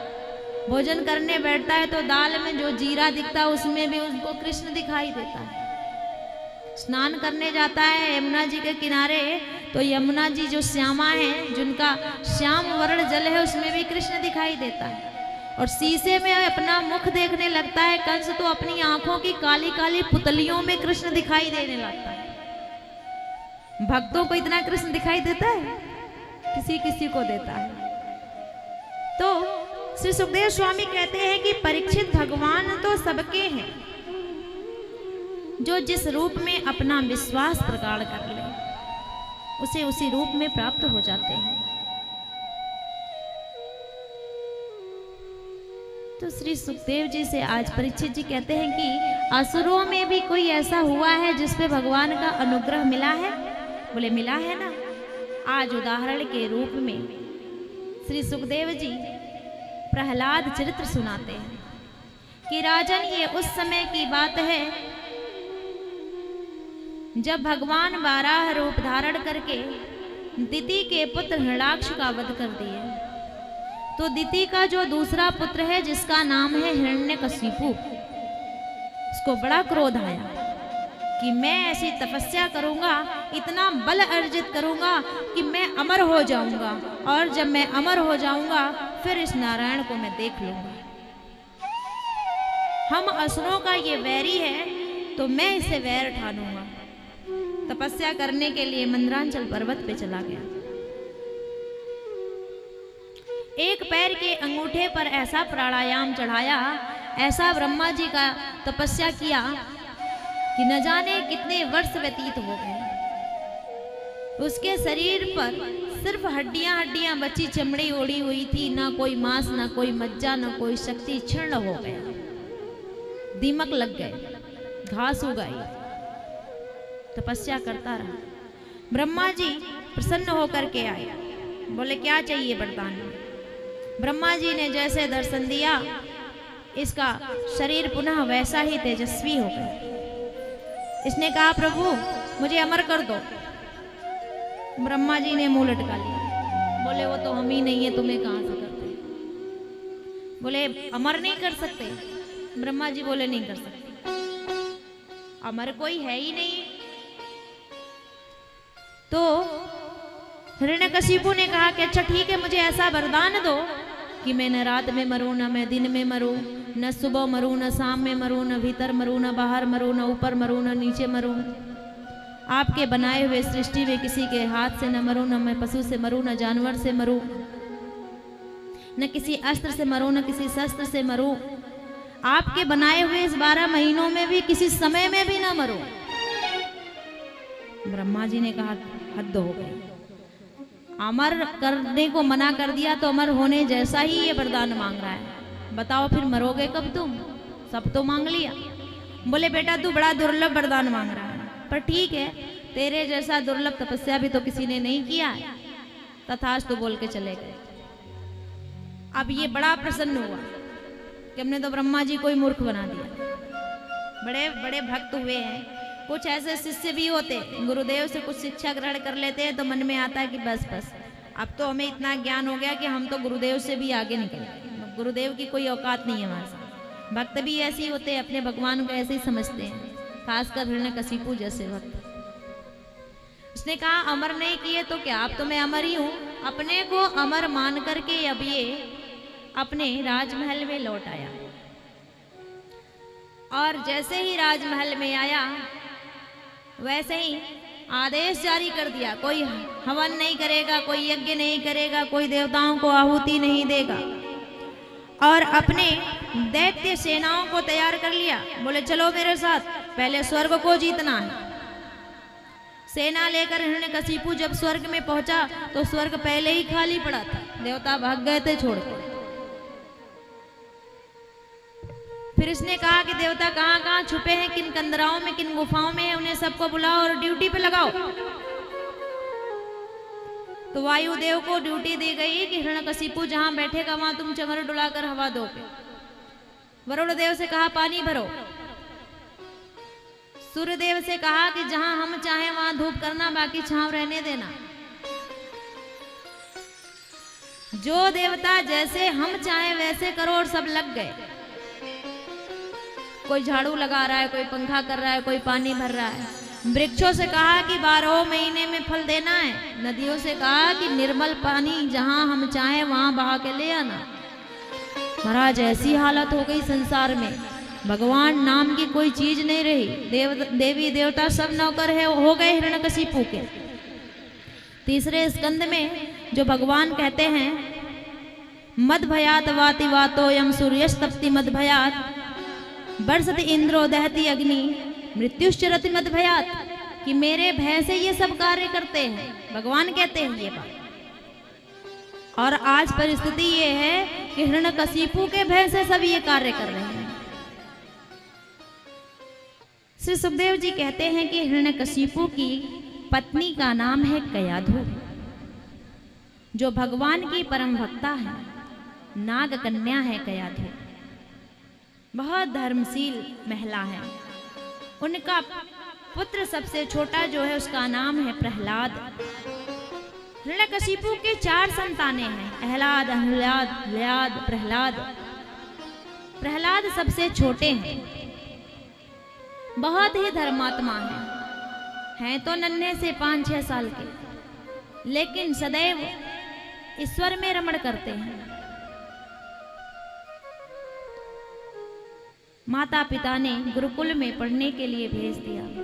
कुछ समय व्यतीत हुआ तो एक दिन गुरुदेव के साथ ये महल में आए। पिता का अपने पुत्र के प्रति सहज प्रेम होता है, तो हिरण्यकशिपु ने बालक को उठाया और गोद में बिठा लिया और पूछा कि पुत्र, गुरुकुल में कुछ सीखा पढ़ा तो मुझे भी बताओ। क्यों? क्योंकि गुरुकुल में वही पढ़ाया जाता है जो हिरण्यकशिपु ने निर्धारित किया है। युद्ध कला, राजनीति, रणनीति, धर्म नहीं सिखाया जाता। हिरण्यकशिपु ही भगवान है ऐसा निर्धारित है विषय। जैसे आज भी हमारे समाज में अगर ग से गणेश पढ़ा दिया जाए तो सब कहेंगे कि अरे ये तो धर्म संकट है, लड़ाई हो जाएगा हिंदुओं में और बाकी के वर्णों में, ग से गणेश मत पढ़ाओ। और मास्टर साहब ग से गधा पढ़ाएं, कोई आपत्ति नहीं, पढ़ाओ ग से गधा।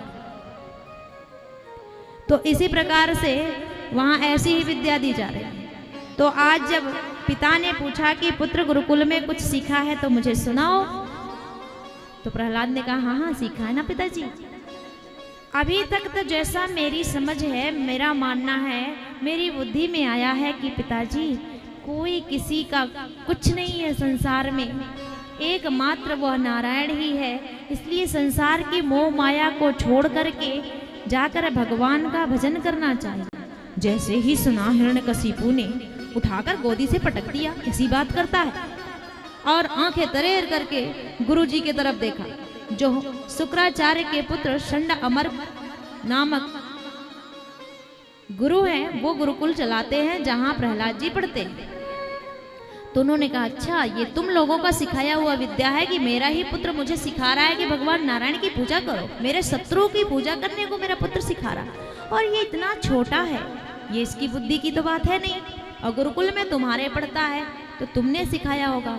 अब तो महाराज संडामर्क जी का अपने लगे, बोले नहीं नहीं महाराज ये हमारी गलती नहीं है, ये पता नहीं क्या सीख के बोल रहा। तो हिरण्यकशिपु ने कहा हो सकता है कि हमारे शत्रु नारायण का कोई गुप्तचर आसपास रहता हो जो हमारे बच्चों को बिगाड़ रहा हो। ध्यान रखो गुरुकुल में, कहीं ऐसा न हो कि नारायण भक्ति की जो बीमारी है वो बड़ी तेज फैले। देखो नारायण रूपी ग्रह है, 9 ग्रहों के बारे में तो आप लोगों ने सुना होगा, पर 10वां ग्रह है नारायण विष्णु, और ये ग्रह लग जाता है फिर कोई छूटता नहीं है। और ये बीमारी बड़ी तेजी से फैलती है, और उसका प्रमाण आप लोग जानना चाहोगे? प्रत्यक्ष प्रमाण बताऊं? यह विष्णु नाम की, कृष्ण नाम की, नारायण नाम की बीमारी, यह ग्रह पहले बेनीलाल गुप्ता जी को लगा, फिर उन्होंने अपने परिवार के रिंकू गुप्ता, सूरज गुप्ता, अरुण वरुण, सबके नाम नहीं पता है, बेनीलाल जी ने ये बीमारी सब में फैला दी, और ये सारे महापुरुष मिल करके, इनकी घर की ये वीरांगनाएं मिल करके गांव समाज में फैला दी। अब बीमारी महाराज इतनी फैली है कि आप सब इस बीमारी से ग्रसित होके बैठे हैं। अब बताओ किसके घर में काम नहीं है? आप लोग 3 घंटे से तो बैठे ही होंगे। अब इस 3 घंटे में क्या सब बेकार हो? किसी के घर में काम नहीं है, पर क्या करें महाराज, सब बीमार हैं। क्या बीमारी लगी है? कृष्ण नाम की। और बीमारों की दशा क्या होती है? वो कुछ करते धरते नहीं, कभी हंसते हैं, कभी रोते हैं, कभी गाते हैं, है ना? जैसे जैसे कथा चल रही है, जब रोने का प्रसंग आ रहा है सबका मुंह लटक रहा है, जब हंसने की बात आ रही है सब खिलखिला रहे हो, कोई बैठे बैठे सो रहा है, काम की किसी को चिंता नहीं। ये बीमारी ही तो है, पर कोई बात नहीं, ये बीमारी बड़ी अच्छी है।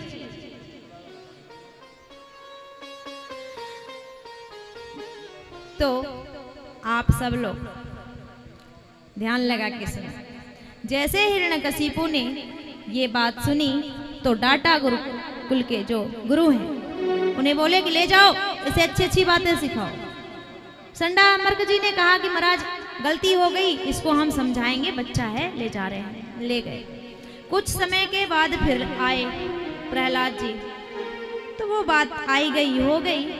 प्रहलाद जी को फिर से गोदी में लिया जब हिरण्यकशिपु ने, तो पूछा कि बेटा गुरुकुल में अच्छा लगता है? प्रहलाद जी ने कहा जी पिताजी। बोले कुछ गुरुजी पढ़ाते हैं? जी गुरुजी। तो कुछ सीखा भी होगा? जी पिताजी। तो बोले कि अच्छा मुझे कुछ बताओगे, कुछ अच्छी बातें बताओ। अब प्रहलाद जी ने गुरुजी की तरफ देखा कि पिताजी हर बार अच्छी बात पूछते हैं, पर जब अच्छी बात बताओ तो फिर क्रोध करते हैं, मोहिए पटक देते हैं। इन्हें कोई रास्ता नहीं सूझा तो ब्रह्मा जी के उन्होंने कहा कि पिताजी इस बार मैंने 9 बातें सीखी। वो लेकर के भगवान हिरण्यकशिपु ने सोचा कि अच्छा है मेरा बेटा राजधर्म सीख रहा है, रणनीति राजनीति सीख रहा है, दैत्य नीति सीख रहा है, 9 बातें जान रहे हैं। बोले बताओ एक उसके लिए तुम अकेले ही समर्थ कहते नहीं हैं हो। श्रवणम इसलिए दैत्यों से जाकर के संधि कर लो, उन्हें मना करके ले आओ। अर्चनम और दोनों वंदनम मिलकर के दास्य सांख्यमात्म निवेदनम। 9 बातें,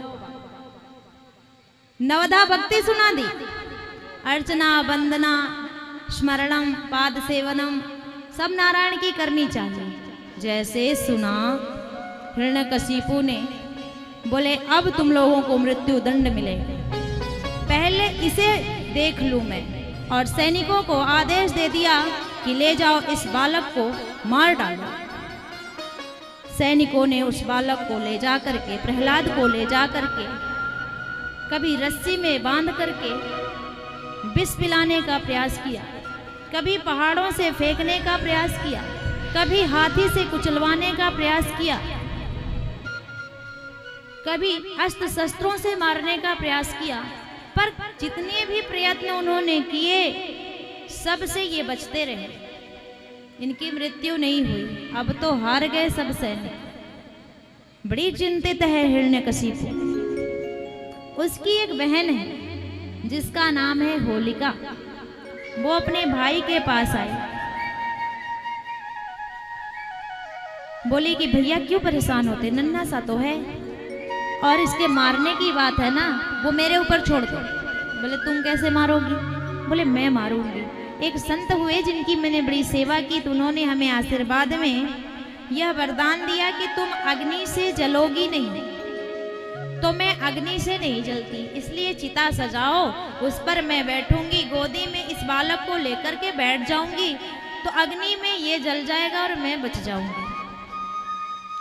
कभी भी कोई संत महात्मा, कोई भी देवी देवता वरदान जो देते हैं, इसलिए नहीं देते हैं कि आप किसी को मारने के लिए उपयोग करो। और हमारे शत्रु हैं, हम सरकार उन सेनाओं को, उन जवानों को, हमारे फोर्स को, आर्मी वालों को बंदूक देती है, रिवॉल्वर देती है, राइफल्स देती है। क्यों? देश की रक्षा करने के लिए, राष्ट्र की सुरक्षा करने के लिए। वो जवान ना हो तो हम आप सब चैन से सो नहीं पाए, खा नहीं पाएंगे एक दिन। अपने घरों में सुरक्षित हैं इसलिए कि वो बॉर्डर पे जवान खड़े हैं, सीमा पर वो प्रहरियां खड़े होकर के हमारे राष्ट्र की, हमारी भारत माता की रक्षा कर रहे हैं। परंतु एक बात बताओ, वो सेना ऐसे ही उस राइफल को जो लाइसेंस के साथ उन्हें मिला है, अधिकार मिला है चलाने के लिए, उस बंदूक से किसी भी निर्दोष की हत्या करना आरंभ कर दें तो क्या करेगी सरकार? अगर वो बॉर्डर पे, वो सीमा पर शत्रुओं की हत्या करते हैं, उन्हें मारते हैं, तो उन्हें पुरस्कार मिलता है। अगर दुर्भाग्य से वो वीर गति को प्राप्त होते हैं तो तिरंगा जैसे पवित्र वस्त्र में उनको लपेट करके लाया जाता है। पर कहीं वही आर्मी वाला किसी निर्दोष को उस बंदूक से मार दे तो क्या होगा? फांसी लगा दिया जाएगा। तो आज होलिका ने सोचा कि जो मुझे वरदान मिला है, मैं भगवान के ही भक्त को मारने के लिए उपयोग करूंगी। हिरण्यकशिपु को बात बड़ी जच गई। उसने होलिका को कहा ठीक है। चिता तैयार की गई लकड़ियों से, उस पे होलिका बैठ गई, गोदी में भक्त बैठ गए प्रहलाद जी। अग्नि लगा दी गई, पहले तो लकड़ियां जली और फिर देवी जी जलने लगी। अब तो चिल्ला रही है ये अग्नि मुझे जलाने लगा, अब तो जला के ही छोड़ेगा। भक्त का कुछ नहीं बिगड़ा। जाको राखे साइया, मार सके न कोई, बाल न बाका कर सके जो जगवेरी हो। होलिका जी जल गई, प्रहलाद का कुछ नहीं बिगड़ा। और होली पर्व अभी आने वाला है। होली का पर्व उसी समय से आरंभ हुआ है। जो होलिका के तरफ से थे वो होलिका के जलने पर वहां कीचड़ उठा करके रुधिर आंसू से एक दूसरे पर लिपापोती करने लगे, क्रोध में आकर के। और जो भक्त प्रहलाद की तरफ से थे, उस जली हुई होलिका की राख से देवता भक्त प्रहलाद को तिलक संधि करने करने को लगे। तैयार नहीं है, तो आप लोगों भगवान ने भी इनको देखा होगा होली के पर्व पे एक ये न्याय दो ही बताया। परंपराएं हैं। एक तो ये होता है कि रंग घोल घोल के कोई ऐसा पदार्थ होता है जिसको चेहरे पे लगा दो, चेहरा खराब, बाल खराब, कपड़े खराब। तो जो कीचड़ से दैत्य खेलते थे वो वाला परंपरा है, रंग खेलना, कीचड़ उठा के डाल देना, तेल डाल देना, कुछ भी ऐसा होता है होली। और संध्या पहर में सुंदर सुंदर कपड़े पहन करके सबको गुलाल लगाया जाता है। जो बड़े बुजुर्ग होते हैं उनके माथे पर तिलक करके पैर छुआ जाता है। तो ये दोनों परंपराएं आज भी चल रही, तभी से आरंभ हुआ है। तो इस प्रकार से जब किसी भी प्रकार नहीं मरे प्रहलाद जी, तो हिरण्यकशिपु को बड़ी चिंता हुई। अब उन्होंने आदेश दिया कि अब इसका क्या करें। बड़ी समझाया संडामर्क जी ने, कहा कि एक अवसर और दीजिए इसको सुधारने का, हम इसको अच्छी बात सिखाएंगे।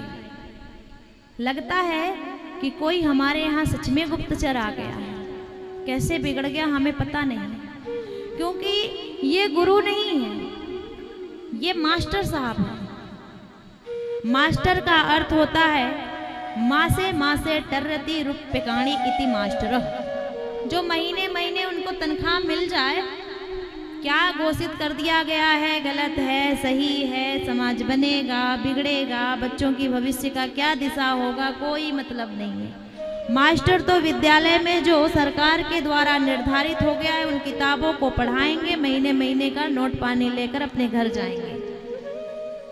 ये गुरु नहीं होते। आजकल मास्टर बहुत मिल जाते हैं, गुरु नहीं मिलते। मास्टर में गुरु में बड़ा अंतर होता है। गुरु का अर्थ होता है गु मारे अंधकार, रू माने प्रकाश में लेकर के आते हैं। लेकिन मास्टर तो वही मासे रूप्यकाणी टर्रति इति मास्टर। तो आज फिर से प्रहलाद को लेकर के गुरुकुल में गए संडामर्क जी। आज उन्हें कहीं जाना है, बाहर जा रहे हैं, और उन्होंने कह दिया कि प्रहलाद, तुम राजा के पुत्र हो, राजकुमार हो और ज्ञान में भी श्रेष्ठ हो, तो गुरुकुल को देखना, मैं कुछ देर के लिए बाहर जाता हूँ। क्योंकि जब गुरु बाहर जाने लगते हैं तो क्लास में जो सबसे प्रतिभावान विद्यार्थी होता है, प्रतिभाशाली होता है, उसको सौंप जाते हैं कि अपने सहपाठियों का ध्यान रखना, कुछ पढ़ाना, कुछ इनको सिखाना, अभ्यास करना पढ़ाई का। हम कुछ समय के लिए कहीं जा रहे हैं। बाजार चले गए संडामर्क जी। तो जब आज गुरुजी नहीं हैं और प्रहलाद बड़ी चर्चा का विषय बने हुए हैं, तो सारे सहपाठी उनके पास आ गए। बोले, प्रहलाद एक बात बता, तू ये सब विद्या कहाँ से सीख के आया है? तो उन्होंने कहा कि सही सही बताऊं, मैं माँ के पेट से ही सीख के आया हूँ। बोले, माँ के पेट से ही सीख के आया? बोले हाँ, जब मेरे पिता हिरण्यकशिपु तपस्या करने के लिए मंदराचल पर्वत पर गए थे, तो मेरी माँ को इंद्र अपहरण करके ले गया। तो नारद जी रास्ते में मिल गए। उन्होंने कहा कि अरे इंद्र, ये क्या क्या दुष्कर्म करने लगे हो, किसी की नारियों को अपहरित करके बाहर ले जाते हो, चुराते हो, तुम स्त्रियों का अपहरण करते हो। तो उसने कहा, नहीं, मुझे इस कयाधु से कुछ लेना देना नहीं है।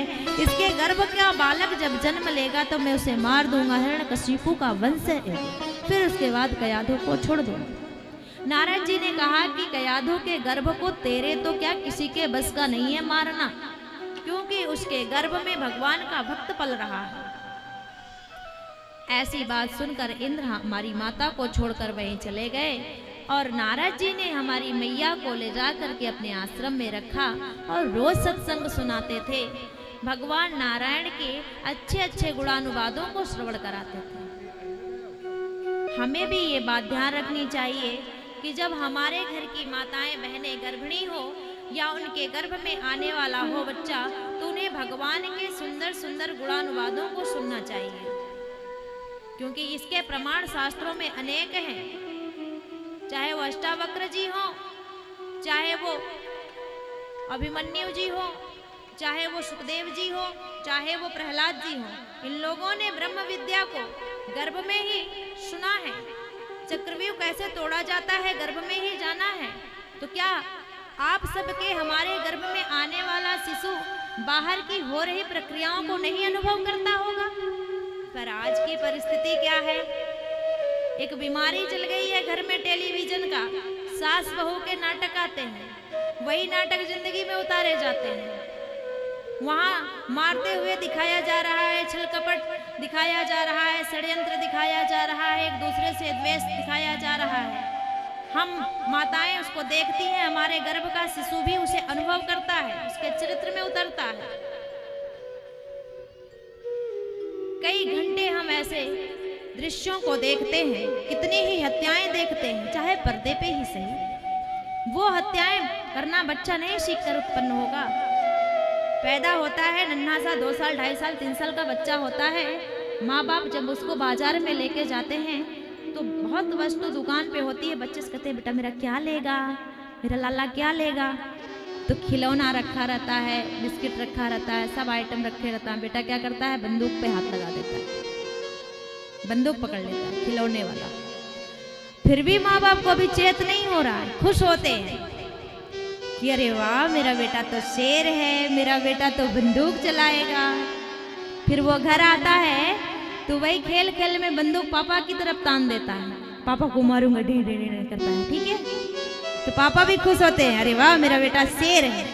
माँ भी सोचती है। वही बेटा जब बड़ा होता है तो सचमुच में पिता की तरफ लाठियां तान देता है, तब रोते हो, कहते हो कि महाराज, दीदी जी, पंडित जी, बड़ी समस्या है, बेटा तो मेरी एक नहीं सुनता है। अब तो कुछ भी कह देता, थोड़ी सी बात क्या बोलो आंख दिखाता है। डर लगता है कि बुढ़ापे में कैसे पार लगाएगा नैया। तो बुनियाद में जाओ, मूल में जाओ, जड़ में जाओ, आखिर गड़बड़ी कहां से हो गई। सुख चाहिए, सुख की उत्पत्ति कैसे है ये ध्यान नहीं दे रहे हैं। जिस चीज की बीज बोएंगे वृक्ष वैसा ही उसी चीज का वृक्ष उत्पन्न होगा। तो आज प्रहलाद जी ने बताया कि तो मैं अपने माँ के गर्भ में ही सीख के आया, तुम लोग भी सीखना चाहोगे? बोले नहीं नहीं, तेरा क्या हाल हो रहा मैं पता है। बोले अरे कुछ नहीं होता है, नारायण सबकी संभाल करते हैं। मनुष्य के 100 साल की उम्र है, 25 साल तक बचपन में निकल जाता है, 50 का होते होते गृहस्थ में रहता है, धन कमाता है, विषय भोगों में लगा रहता है। फिर उसको बुढ़ापा आ घेरती है, मोह माया के बंधन छूटते नहीं है, तब तक शरीर का बंधन छूट जाता है। लोग कहते हैं ना कि अरे बच्चों से पूजा पाठ क्या करवाना, ये तो बुढ़ापे का काम है। अरे बुढ़ापे में तो खाना पचाने के लिए आंत में नहीं रह गया, भोजन चबाने के लिए दांत में शक्ति नहीं रह गया, संसार को देखने के लिए दृष्टि में शक्ति नहीं रह गई, चलने के लिए पैरों में ताकत नहीं रहा। अरे जब संसार के सुख नहीं भोग पा रहे हो, संसार के कार्य नहीं कर पा रहे हो, तो परमात्मा जैसी चीज को पाने के लिए बुढ़ापे में क्या औकात है आपकी? इसलिए भगवान को पाने के लिए कोई उम्र नहीं होती, जब लग जाए लगन। तो इस प्रकार से जब बहुत समझाया और बोले करके तो देखो, आओ आज ऐसा हम लोग विधान करते हैं, ऐसा पाठ पढ़ते हैं, ऐसा अध्ययन करते हैं जिसमें भगवान का भजन हो, भगवान का नाम संकीर्तन करते हैं। पहले तो सहपाठियों ने मना किया, पर जब प्रहलाद जी ने शुरू कर दिया तो सहपाठी धीरे धीरे करीब आने लगे। प्रहलाद जी कीर्तन करना आरंभ करते हैं और अब आप लोग कुछ देर तक सुनना मत, बस कीर्तन करना, ठीक है। मान लीजिए हम भी सब आपस में सहपाठी हैं और भगवान की कीर्तन करते हैं, देखते हैं कितना सुख आता है। श्रीमन नारायण नारायण नारायण। उठा के सभी कहो श्री राधे। बिल्कुल सीधे वाला, हाँ। और सभी ने बोलना है क्या?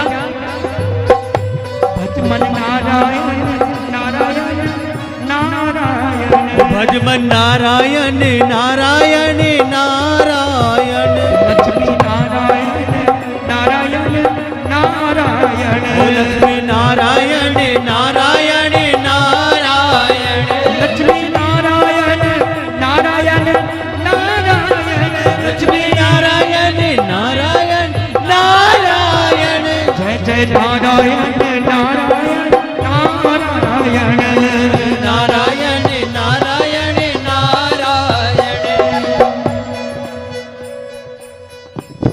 नारायण नारायण की आवाज सुनी तो जो दूसरे कक्ष में पढ़ाई करने वाले थे उस गुरुकुल के विद्यार्थी वो भी आ गए धीरे धीरे धीरे धीरे और आकर के अब तो सब पूरे जोश में समस्त विद्यार्थी करने लगे नारायण नारायण नारायण नारायण नारायण नारायण ओ नारायण नारायण नारायण भजमन नारायण नारायण नारायण लक्ष्मी नारायण नारायण नारायण लक्ष्मी नारायण नारायण नारायण हरि बोल। नारायण नारायण की बात जब दूसरे कक्ष में गुरुजनों को गया जो और भी मास्टर थे वहां पर उन्होंने देखा कि अरे क्या हो रहा है हमारे गुरुकुल में तो वो सारे जो मास्टर थे वो भी आकर के शामिल हो गए और वो भी साथ साथ बोलने लगे क्या बोल रहे हैं लक्ष्मी नारायण नारायण नारायण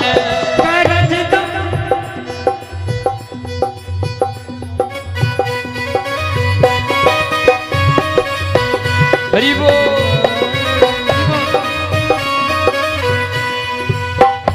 लक्ष्मी नारायण नारायण नारायण लक्ष्मी नारायण नारायण नारायण लक्ष्मी नारायण नारायण नारायण नारायण नारायण नारायण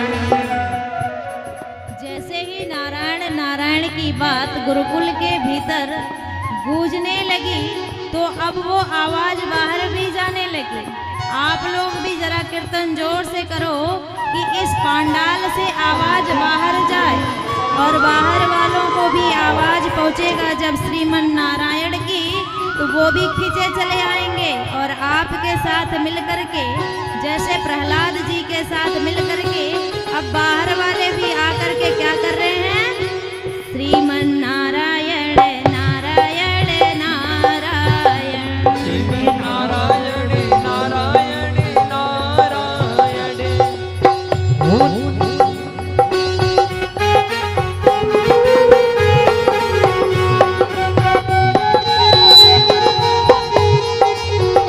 लक्ष्मी नारायण नारायण नारायण लक्ष्मी नारायण नारायण नारायण लक्ष्मी नारायण नारायण नारायण लक्ष्मी नारायण आइए दोनों हाथ उठा कर नारायण ओ लक्ष्मी नारायण नारायण नारायण लक्ष्मी नारायण नारायण नारायण जमाने की चाहत ने हमको रुलाया जमाने की चाहत ने हमको रुलाया जमाने की चाहत ने हमको रुलाया हरि नाम हरगिज जुबां पे न आया हरि नाम हरगिज जुबां पे न आया हरि नाम हरगिज जुबां पे न आया बोलो नारायण नारायण नारायण बोलो नारायण नारायण दोनों हाथ उठा करके लक्ष्मी नारायण नारायण नारायण लक्ष्मी नारायण नारायण नारायण जय जय नारायण नारायण नारायण लक्ष्मी नारायण नारायण नारायण जैसे ही नारायण नारायण की आवाज अंदर गूंज रही है जैसे जैसे सब सुनते गए उस नारायण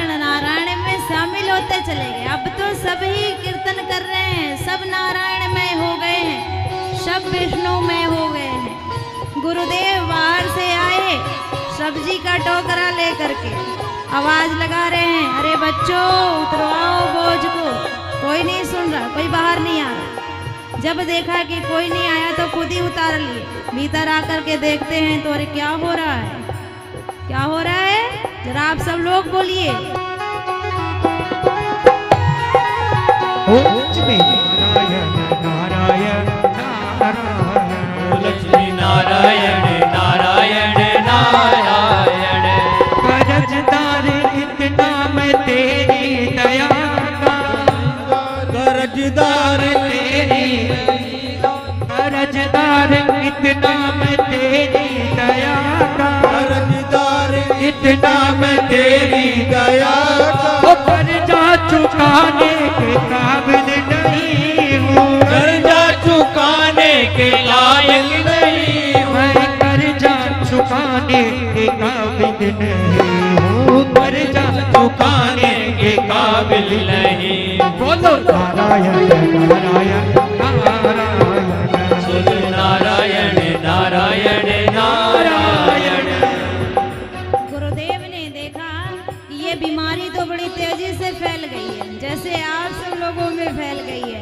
अब तो संडा मरकजी ने दौड़ लगाई राजमहल की ओर, भागे भागे गए, बोले महाराज अब बीमारी रोके नहीं रुक रही है, तेजी से बढ़ती जा रही है, कुछ कीजिए। और जैसे ही सुना हिरण्यकशिपु ने कि हमारे शत्रु नारायण की आराधना सारे बच्चे करने लगे हैं, तो वो वहां से महल से दौड़ पड़ा। दौड़ते दौड़ते नंगे पांव ही गुरुकुल में पहुंच गया। और क्या देखता है, क्या हो रहा है वहां पे? नारायण नारायण भजमन नारायण दोनों हाथ उठा करके, नारायण, ओ लक्ष्मी नारायण नारायण नारायण, लक्ष्मी नारायण नारायण नारायण, जो पहले दिया है वही कम नहीं है, पहले दिया है वही कम नहीं है, उसे ही चुकाने के काबिल नहीं हूँ, उसे ही चुकाने के काबिल नहीं हूँ, उसे ही चुकाने के काबिल नहीं हूँ। बोलो नारायण नारायण नारायण, बोलो नारायण नारायण नारायण। जैसे ही हिरण्यकशिपु आया, देखते ही जोर से लात अपने धरती पर पटका और सारे ज्यों के त्यों शांत।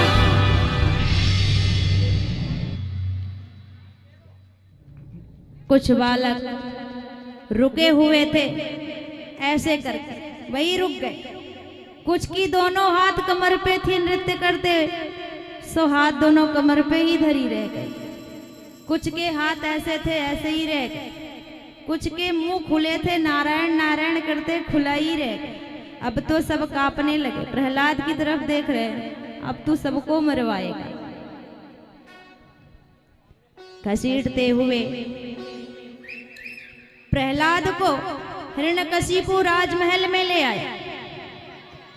बोला तू नारायण नारायण करता, कहाँ है तेरा नारायण? बता तेरे भगवान कहाँ कहाँ हैं? बता, इस चांदनी में भी हैं, दिन में भी दिखाई देते हैं और रात में, और इस खंभे में भी। तो दिखा कहाँ है तेरे भगवान?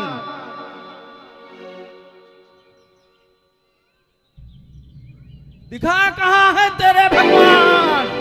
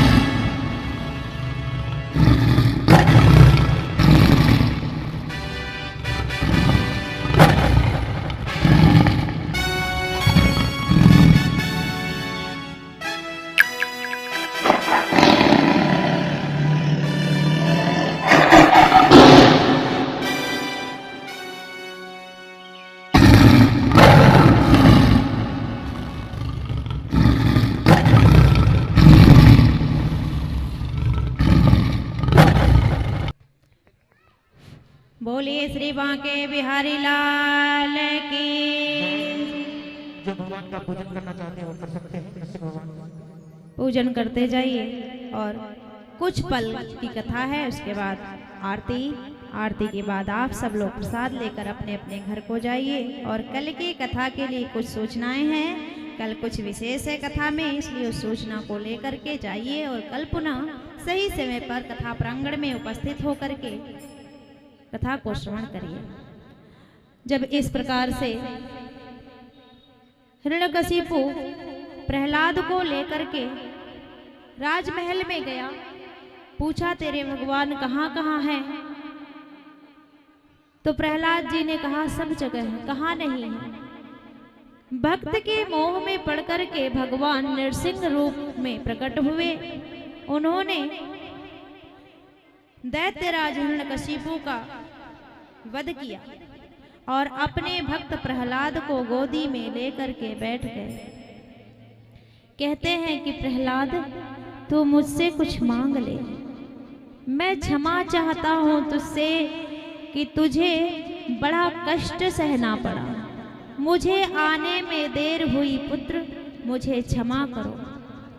आप सब लोगों ने भक्तों को भगवान से क्षमा मांगते हुए तो बहुत बार सुना होगा, लेकिन आज प्रथम बार भगवान अपने भक्त से क्षमा मांग रहे हैं कि पुत्र मुझे आने में बड़ा विलंब हुआ, इसलिए मुझे क्षमा कर। कहा कुछ मांग लो, बहुत बार कहा, पर प्रहलाद जी मना कर दिए। बोले मुझे क्या चाहिए?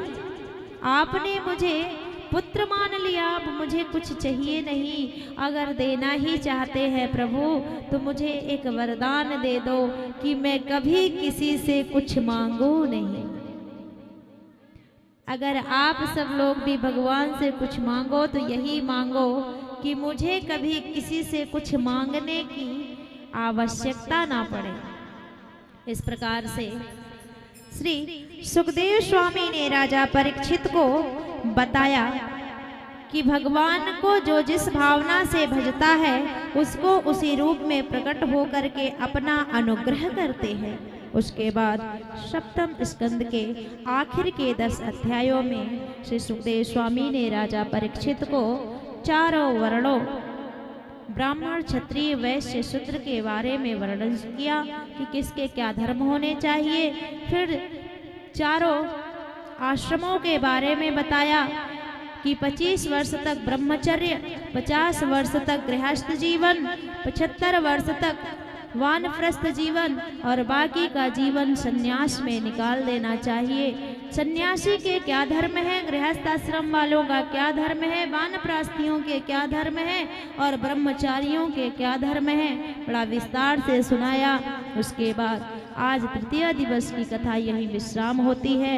आइए कुछ क्षण भगवान नाम संकीर्तन करते हुए बड़ी प्रसन्नता से आरती प्रसाद के साथ आप सब लोग हम लोग घर को जाएंगे और कल चौथे दिवस में पुनः सही समय पर उपस्थित होकर के भगवान के गुणानुवादों का श्रवण करेंगे। बोलिए श्री बांके बिहारी लाल की।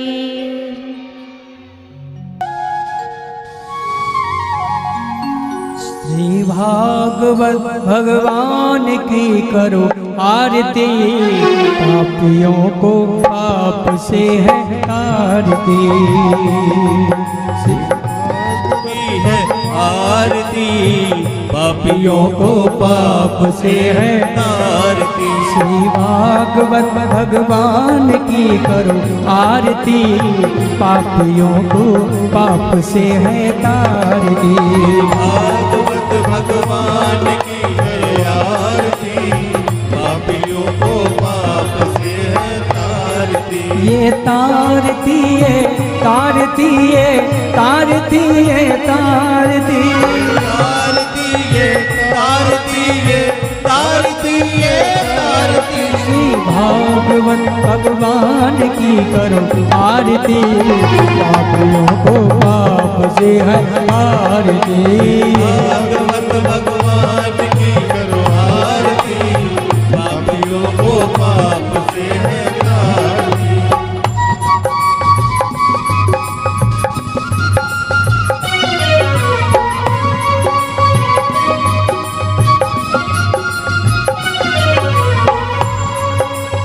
अमर ग्रंथ ये मुक्ति पंथ ये पंचम वेद निराला नव ज्योति जगाने वाला।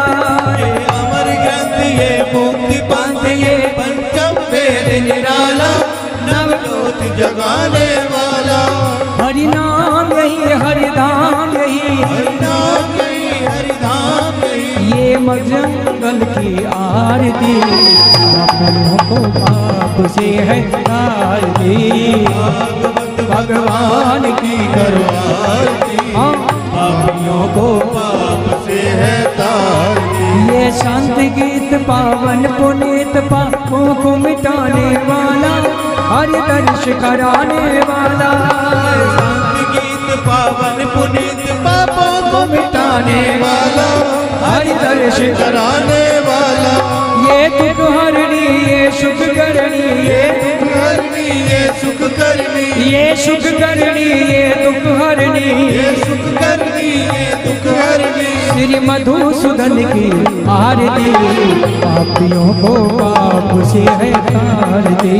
भागवत भगवान की हरि बोल। आरती पापियों को पाप से है तारती। ये मधुर बोल जगपंथ खोल सत मार्ग बताने वाला बिगड़ी को बनाने वाला।